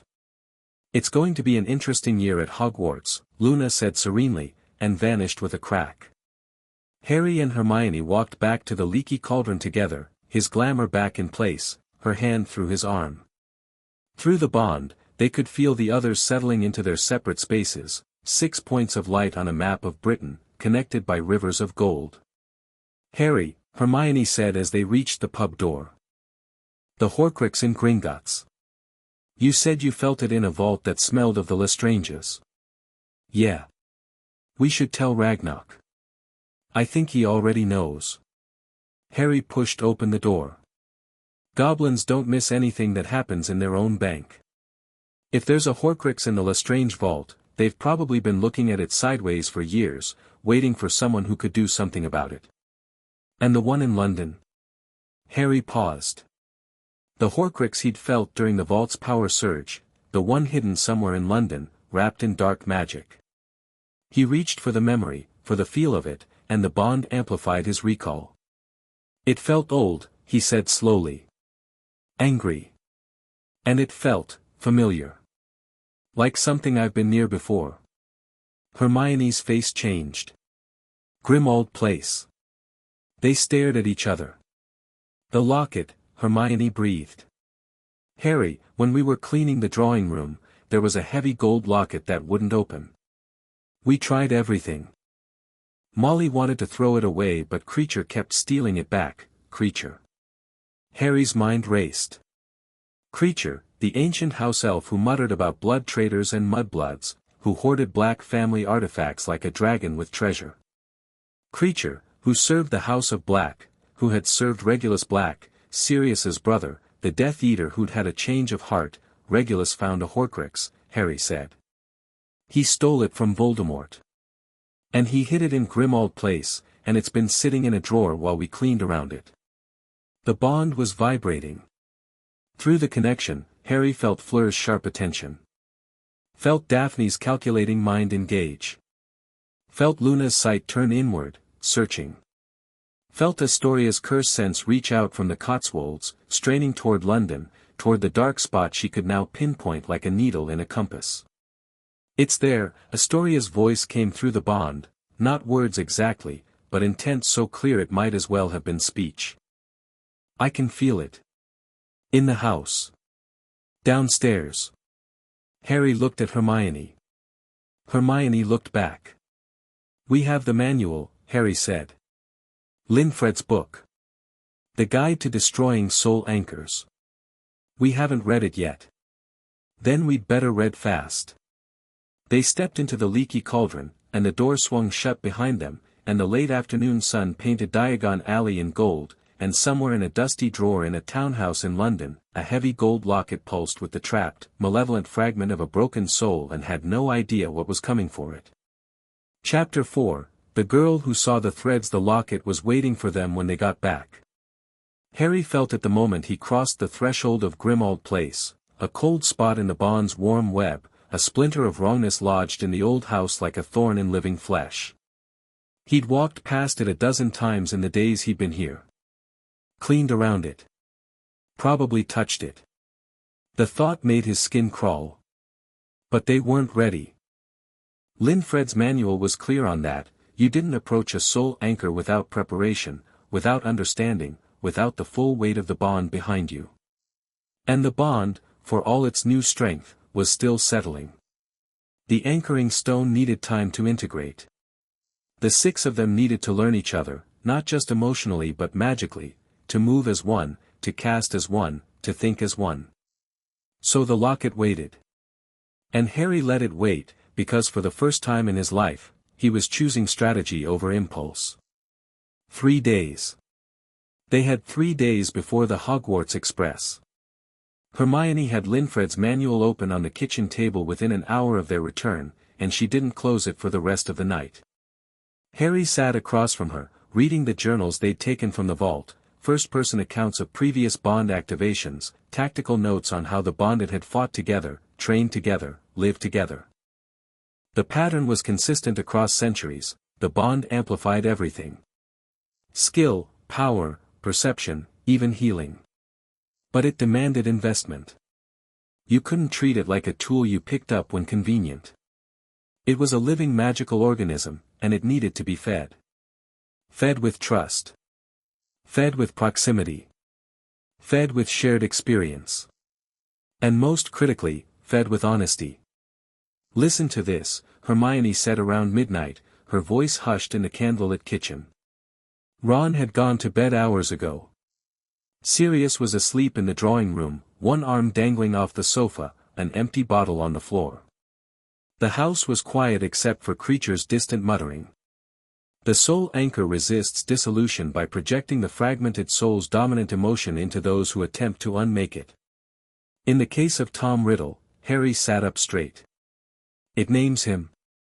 This is Arcturus Black's annotation. He added notes to Linfred's original text. Hermione traced the line with her finger. In the case of Tom Riddle, who I believe to have created at least one anchor during his time at Hogwarts, the dominant emotion would be rage born of abandonment. The anchor will attempt to isolate each member of the bond by triggering their deepest fear of being alone.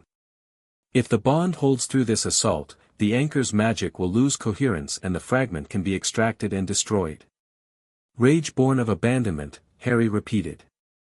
He's talking about Voldemort's childhood. The orphanage. Arcturus Black knew what Voldemort was doing decades before anyone else figured it out. And he left the research here, in the Black Library, in the sealed section, waiting for someone to find it. Hermione's eyes were bright with that particular fire she got when disparate pieces of information snapped together. Harry, I don't think this was an accident. Arcturus died in 1991, the year you started Hogwarts. He sealed the section specifically so it would only open when a Potter soul contract activated. He was planning for this. A dead man's gambit. A very clever dead man's gambit. And it means Sirius's family weren't all dark fanatics. At least one of them was working against Voldemort in his own way, decades before the Order of the Phoenix existed. Harry looked toward the drawing room, where his godfather slept the uneasy sleep of a man who believed his entire family legacy was poison. Sirius needed to hear this. Needed to know that the black name carried something worth claiming. But that was tomorrow's conversation. Tonight was for learning. They read until 3 in the morning. Hermione took notes in 3 separate notebooks, one for Horcrux theory, one for bond mechanics, one for tactical applications.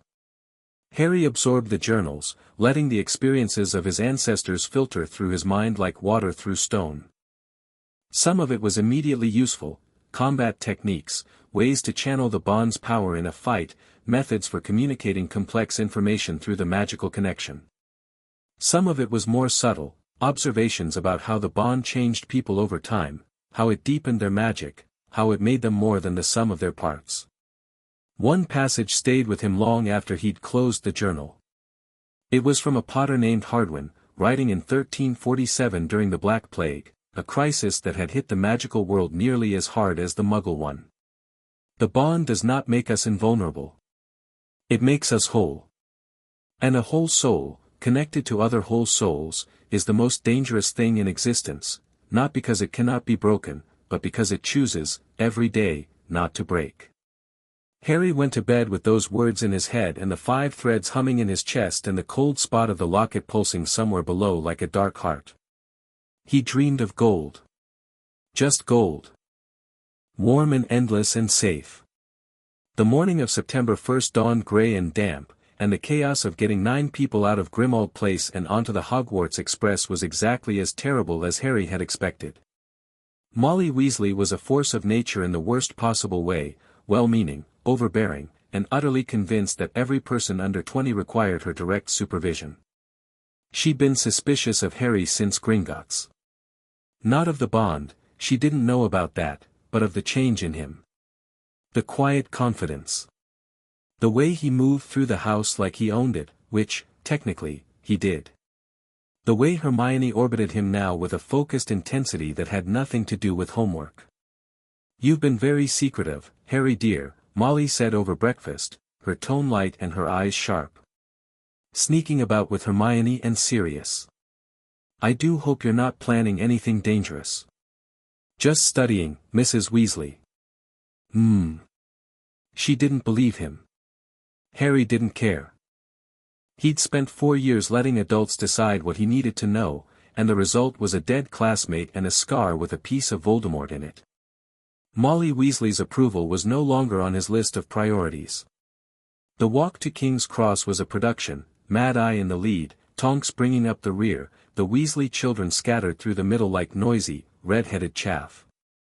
Harry walked with Hermione and Ron, his trunk shrunken in his pocket, the anchoring stone warm against his chest beneath his shirt.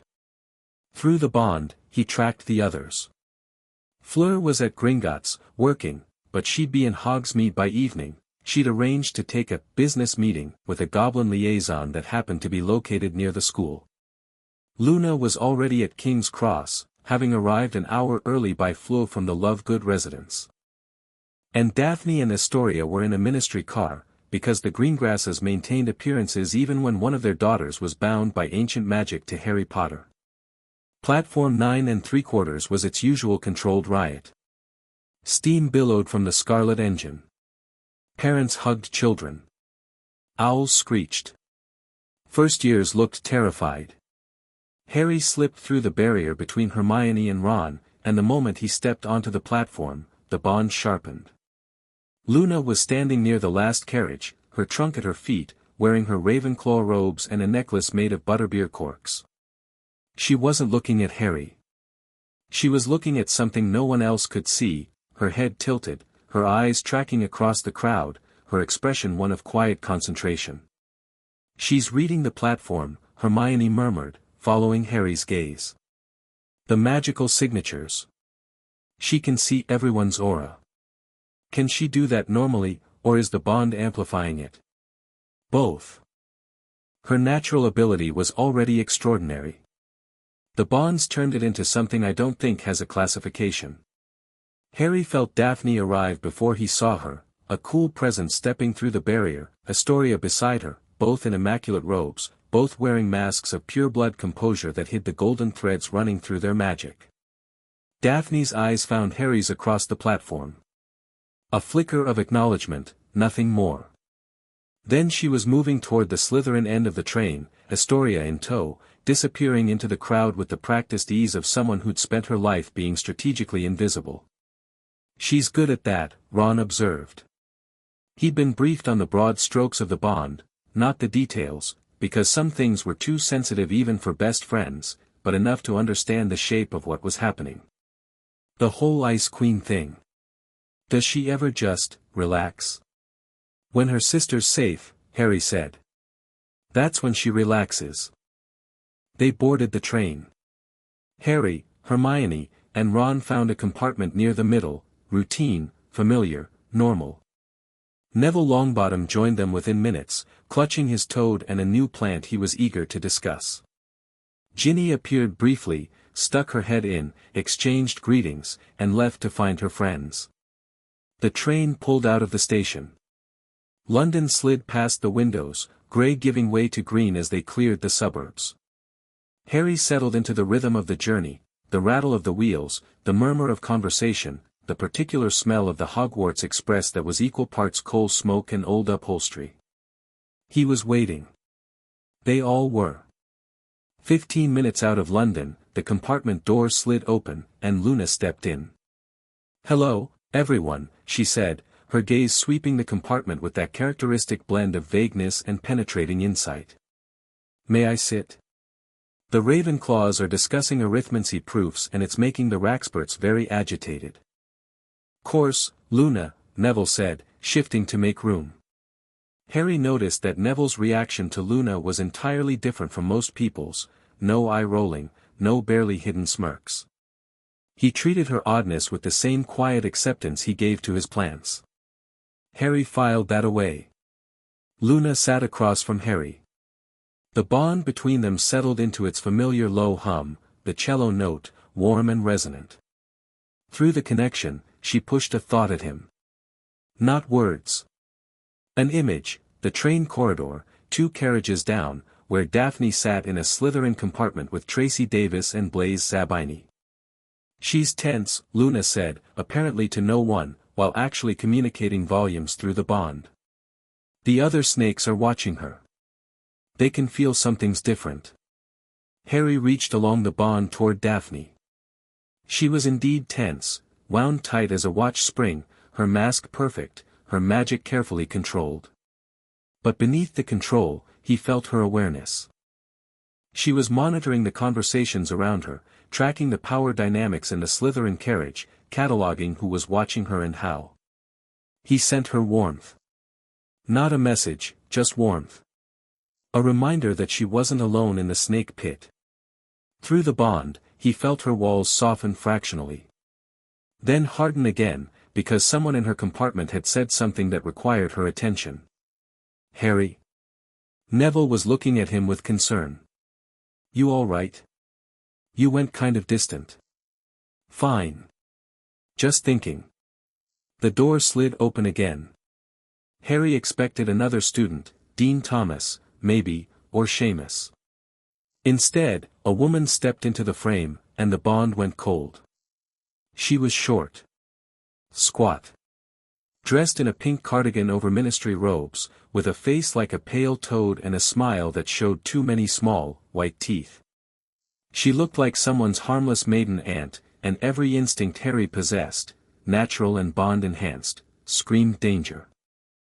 "Oh, how lovely," the woman said, her voice girlish and sweet in a way that made Harry's skin tighten. "Students. I do so enjoy meeting the students. I am Dolores Umbridge, Senior Undersecretary to the Minister for Magic." She stood in the doorway, her toad eyes scanning each face. When they reached Harry, they stopped. The smile widened. "Harry Potter. What a pleasure." Harry looked at her. Through the bond, he felt Luna's immediate, visceral recoil, not from the woman, but from something around her. Luna could see what Harry couldn't, and whatever she saw made the calm girl's pulse spike. "Her magic is wrong," Luna pushed through the bond. An image came with it, dark pink lines, like infected veins, radiating from Umbridge's chest. Not dark magic in the traditional sense. Something else. Something that smelled of institutional power turned rancid. "Professor Umbridge," Harry said evenly. He'd read about her in the materials Daphne had provided, the political dossier. Senior Undersecretary. Fudge's enforcer. Author of anti-werewolf legislation. The woman who'd sent the Dementors to Little Whinging. That last part was Daphne's suspicion, not confirmed fact. But the bond hummed with certainty when Harry looked at Umbridge's smiling face. "I'll be teaching defense against the dark arts this year," Umbridge said, stepping into the compartment uninvited. She moved the way she spoke, sweetly, invasively, with no regard for boundaries. The minister felt it was important to have a ministry presence at Hogwarts, to ensure the students are receiving a proper, ministry-approved education. How exciting, Luna said dreamily. Will we be learning defensive spells? Umbridge's smile flickered. We'll be learning theory, dear. The minister believes that a thorough theoretical grounding is far more important than practical exercises that might cause accidents. You mean you're not going to teach us how to defend ourselves, Harry said. The compartment went quiet. Ron, who'd been edging toward confrontation since Umbridge walked in, looked between Harry and the Toad Woman with poorly concealed anticipation. Hermione's hand found her wand under her robe. Mr. Potter. Umbridge's voice dropped half a register. Still sweet. Dangerously sweet. I understand you've had some difficult experiences. The ministry is very sympathetic. But we must be careful not to let our imaginations run away with us. There is no need for students to learn combat magic. There is nothing out there to fight.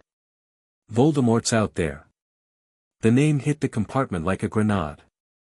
Neville flinched. Ron stiffened. Umbridge's face went the color of old porridge, and for one unguarded second, real fury blazed in her eyes before the sweet mask snapped back into place. Detention, Mr. Potter. My office, first evening of term. She smiled. We'll discuss your tendency toward attention-seeking in private.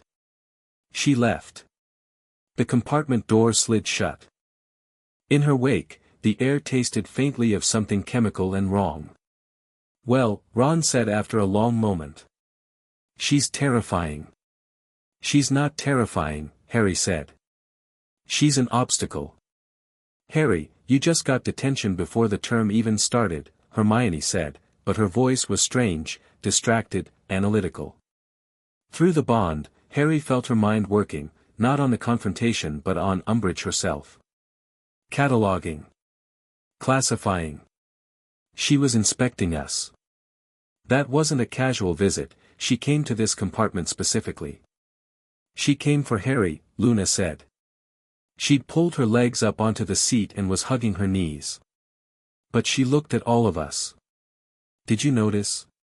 Her eyes went to each person in the compartment, one by one. She was reading us. Reading us how? I don't know. But the pink lines around her, the ones in her magic, they moved when she looked at each of us. Like antennae. She was sensing something. The bond rippled with unease. From 2 carriages away, Daphne pushed a warning. Umbridge visited Slytherin first. She spoke to Malfoy. She asked him about Potter's known associates. Harry closed his eyes and processed. Umbridge was Fudge's creature, sent to Hogwarts to control the narrative and suppress any suggestion that Voldemort had returned. That much was obvious. But the way Luna described her magic, the pink lines, the sensing, suggested something more than political ambition. She's here for me specifically, Harry said, opening his eyes. Fudge wants me discredited, and she's the weapon he's chosen. But she's also here to watch. To report. And if she's sensitive enough to detect that something's different about our group. He trailed off, thinking. Luna, can you mask the bond? Make it less visible to someone like her. Luna considered. I can dim the threads when she's near. Make them look like normal magical connections, friendship, familiarity, that sort of thing. But if she looks closely. Then we make sure she never looks closely. Harry turned to Hermione. I need everything you can find on Umbridge. Her career, her legislation, her connections. Every lever and every weakness. I'll have it by the end of the week. Harry reached for Daphne through the bond. I need a political profile on Umbridge. Everything you know about her position in the ministry, her allies, her vulnerabilities. The response came back cool and immediate, already working on it. She's more dangerous than she looks. Fudge trusts her completely, which means she has his authority to act without oversight. Be careful at that detention. I'll be fine. A beat of silence through the bond. Then, from Daphne, with a warmth she'd never show on her face, I know. Just, don't make it worse than it needs to be. The train rolled on. Rain began to spatter the windows as they crossed into Scotland. Neville talked about his new Mimbulus Mimbletonia. Ron played chess against himself. Hermione read. Luna dozed, or pretended to doze, while her awareness spread through the bond like a net, monitoring the train, the students, the threads of magic that connected everything. Harry sat and planned. Not brooded, planned. Every piece of information he'd gathered since the alley in Little Whinging arranged itself in his mind like a chessboard, and for the first time, he could see the whole game. Voldemort was the king, dangerous but constrained, operating through proxies until his return was fully established. The Death Eaters were his pieces. The Ministry was an obstacle for both sides. Dumbledore was. Harry still didn't know what Dumbledore was. An ally who kept secrets. A mentor who manipulated. A chess player who saw people as pieces. And Harry was tired of being a piece. The bond gave him something no one else in this war had, a network. Not of spies or soldiers or political operatives, of souls. 6 people who could feel each other's thoughts, share each other's skills, amplify each other's power.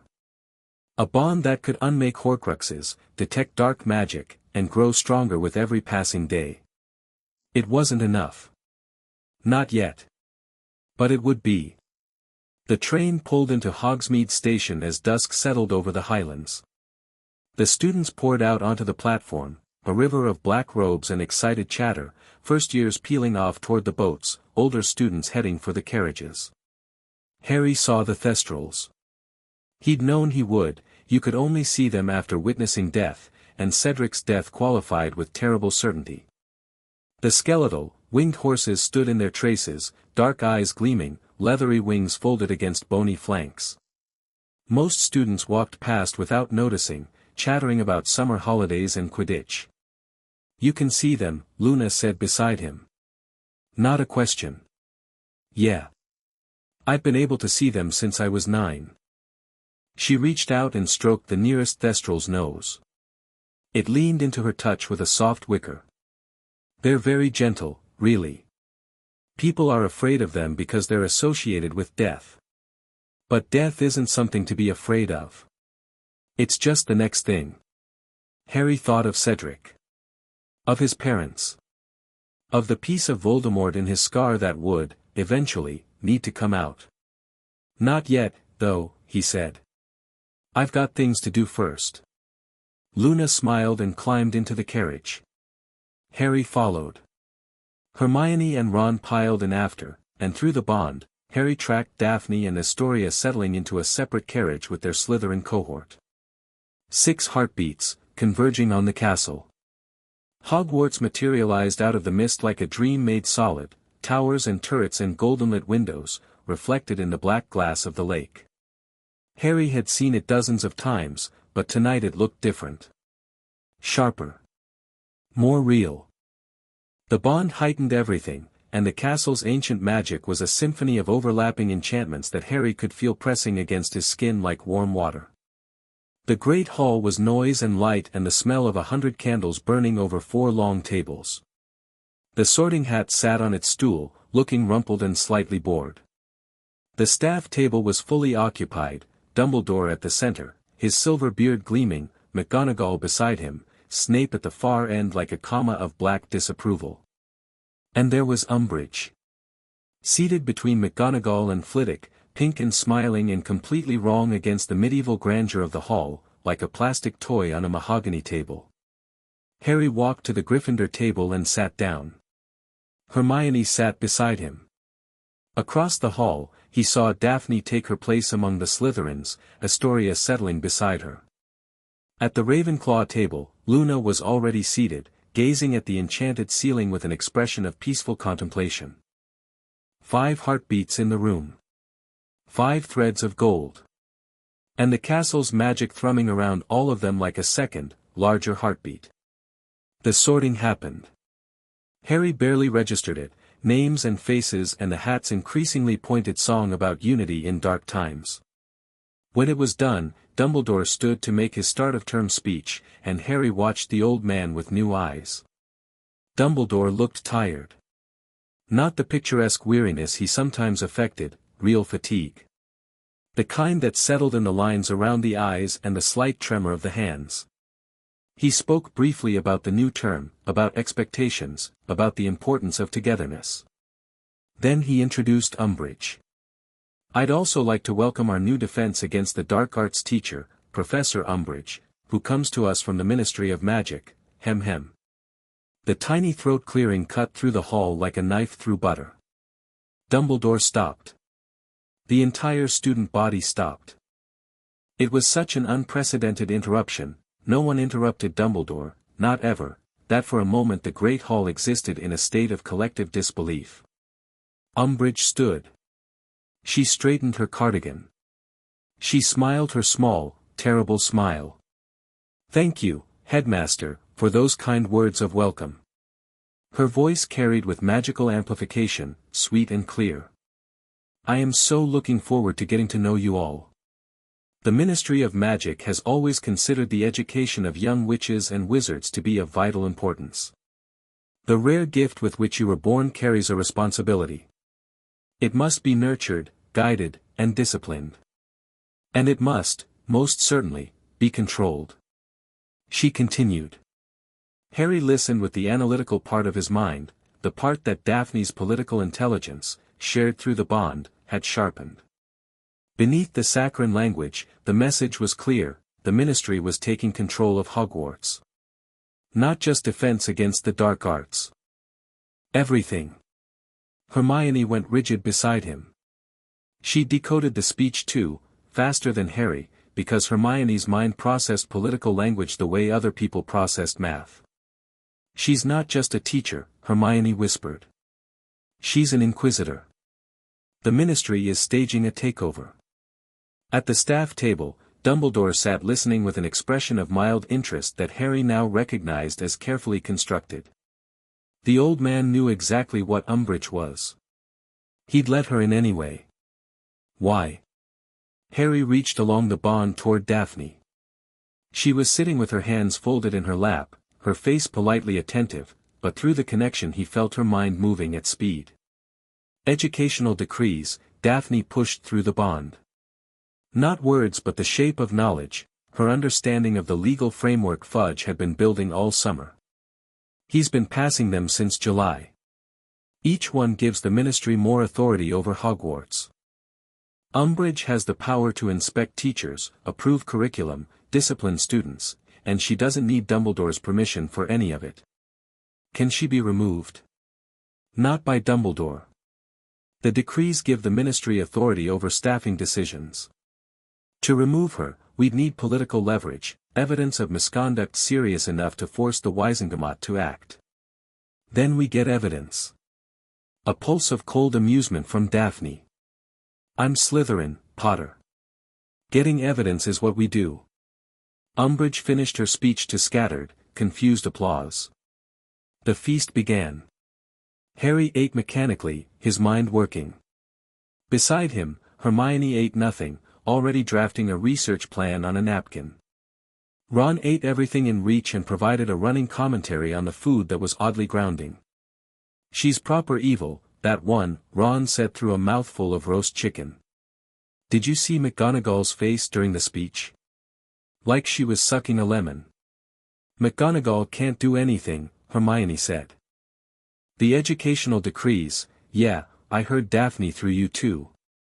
You realize you go blank when you're doing the bond communication thing? Like you're somewhere else. Harry and Hermione looked at each other. They hadn't realized. We need to work on that, Hermione said. If Umbridge notices, we deal with it. Harry set down his fork. I'm done being afraid of school administrators. Ron raised his goblet. To not being afraid. To not being afraid, Harry echoed, and across the hall, 5 other people felt the toast through their chests and smiled in their separate places. The feast ended. Students streamed toward their common rooms, the familiar post-feast chaos of full stomachs and excited chatter. Harry moved with the Gryffindor crowd, but as they reached the staircases, he paused. Dumbledore was watching him. The old man stood at the entrance to the great hall, half in shadow, his blue eyes fixed on Harry with an expression that was neither the twinkling grandfather nor the stern headmaster. It was something Harry hadn't seen before, careful, evaluating, and beneath it, something that might have been concern or might have been calculation. Harry met his gaze. He didn't look away. Didn't flinch. Through the bond, he felt the others, Hermione's tension, Daphne's sharp attention, Luna's calm observation, Astoria's curiosity, and even distant Fleur, who felt Dumbledore's presence through Harry's awareness and bristled. The moment stretched. Then Dumbledore nodded, once, slowly, and turned away. "He knows," Daphne said through the bond. "Or suspects. The bond's magic is visible to anyone powerful enough, and Dumbledore is certainly powerful enough." "Good," Harry sent back. "Let him see it. Let him wonder. I'm done being something he hides in a cupboard." He followed the Gryffindors to the tower. The common room was warm and familiar and unchanged, same squashy armchairs, same fire crackling in the grate, same portrait of the fat lady who'd looked mildly disapproving of Harry since he'd accidentally caused her to be attacked by Sirius in 3rd year. Harry claimed his usual chair by the fire. Ron dropped onto the sofa. Hermione sat cross-legged on the rug with a book already open. For a few minutes, it was just the 3 of them, and it was enough. Then Hermione's mirror vibrated. She pulled it out discreetly, angling it away from the common room. Daphne's face appeared in the glass, sharp-featured, composed, speaking quickly and quietly. "Malfoy's been talking since the feast. He knows about the Death Eater attack in Diagon Alley," his father told him. "He doesn't know the details, but he knows Potter was involved and that 3 Death Eaters were defeated." Daphne's gray eyes were hard. "He also says his father is pushing for something at the ministry. Something about Harry's hearing." "The hearing's in a week," Hermione said. It was moved. "Tomorrow." The common room noise faded to a dull roar. Harry leaned forward. "What?" "Fudge moved the hearing to tomorrow morning. 8 a.m. In front of the full Wizengamot, not the small panel that was originally scheduled." Daphne's voice was clipped. "He changed the time and the venue and didn't notify you. You're supposed to miss it. When you don't show, they'll rule in absentia. Expulsion." Wand snapped. Cold fury bloomed in Harry's chest.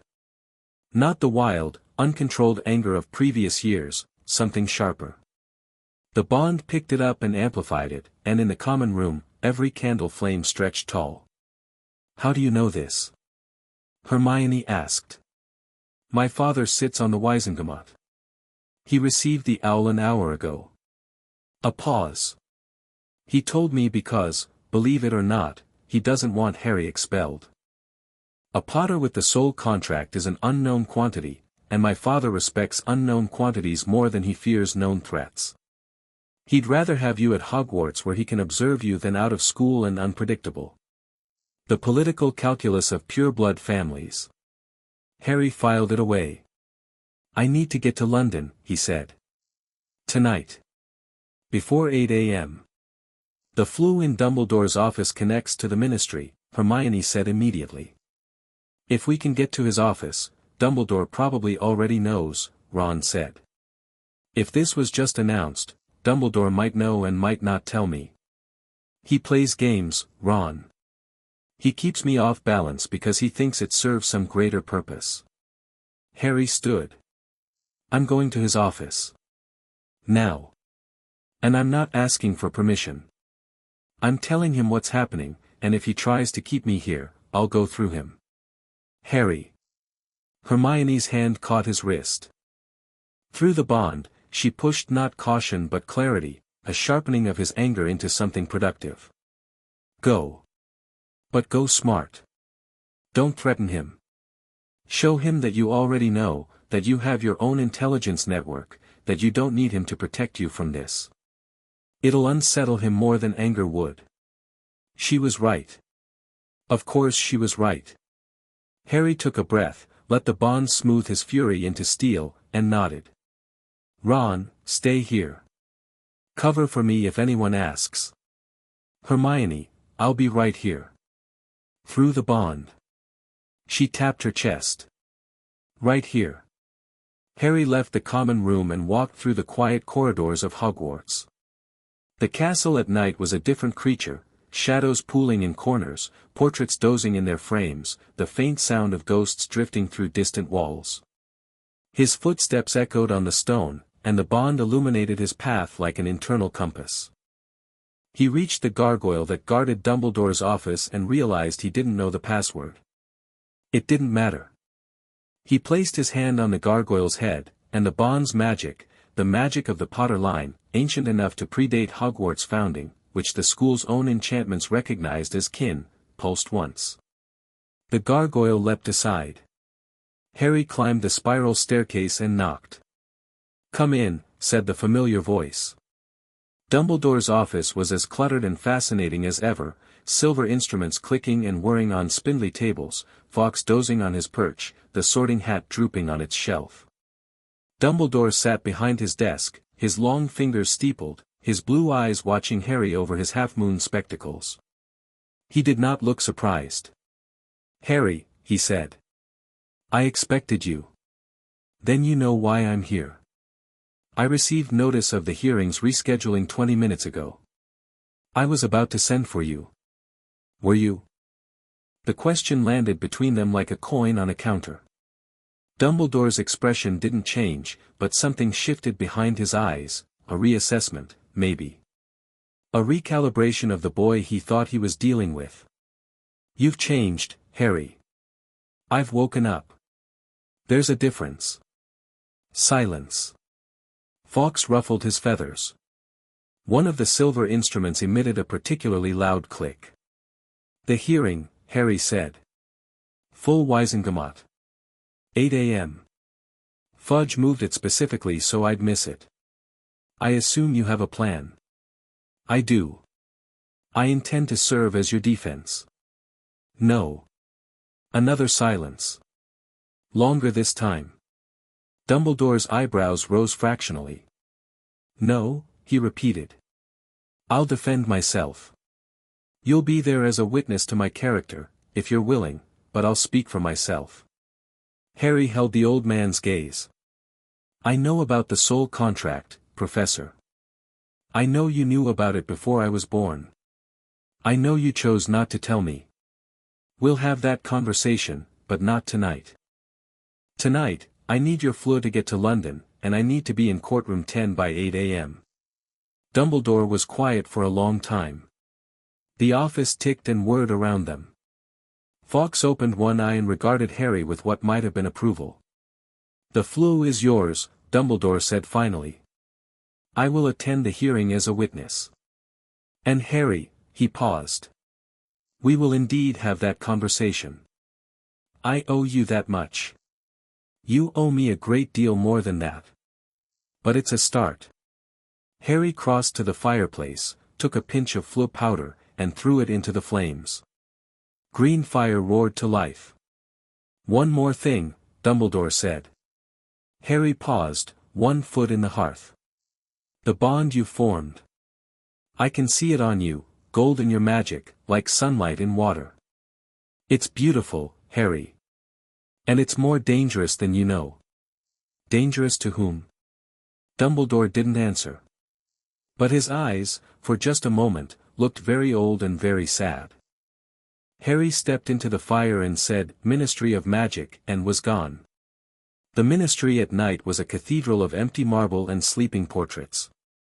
Harry stepped out of the Fleur into the atrium and shook soot from his robes.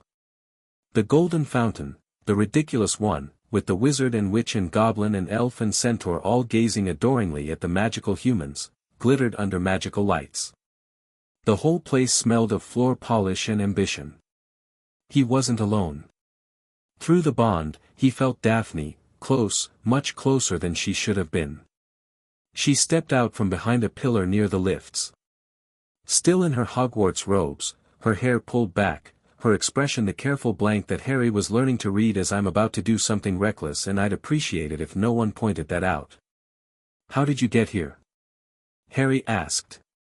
The Slytherin common room has a floor that connects to the ministry.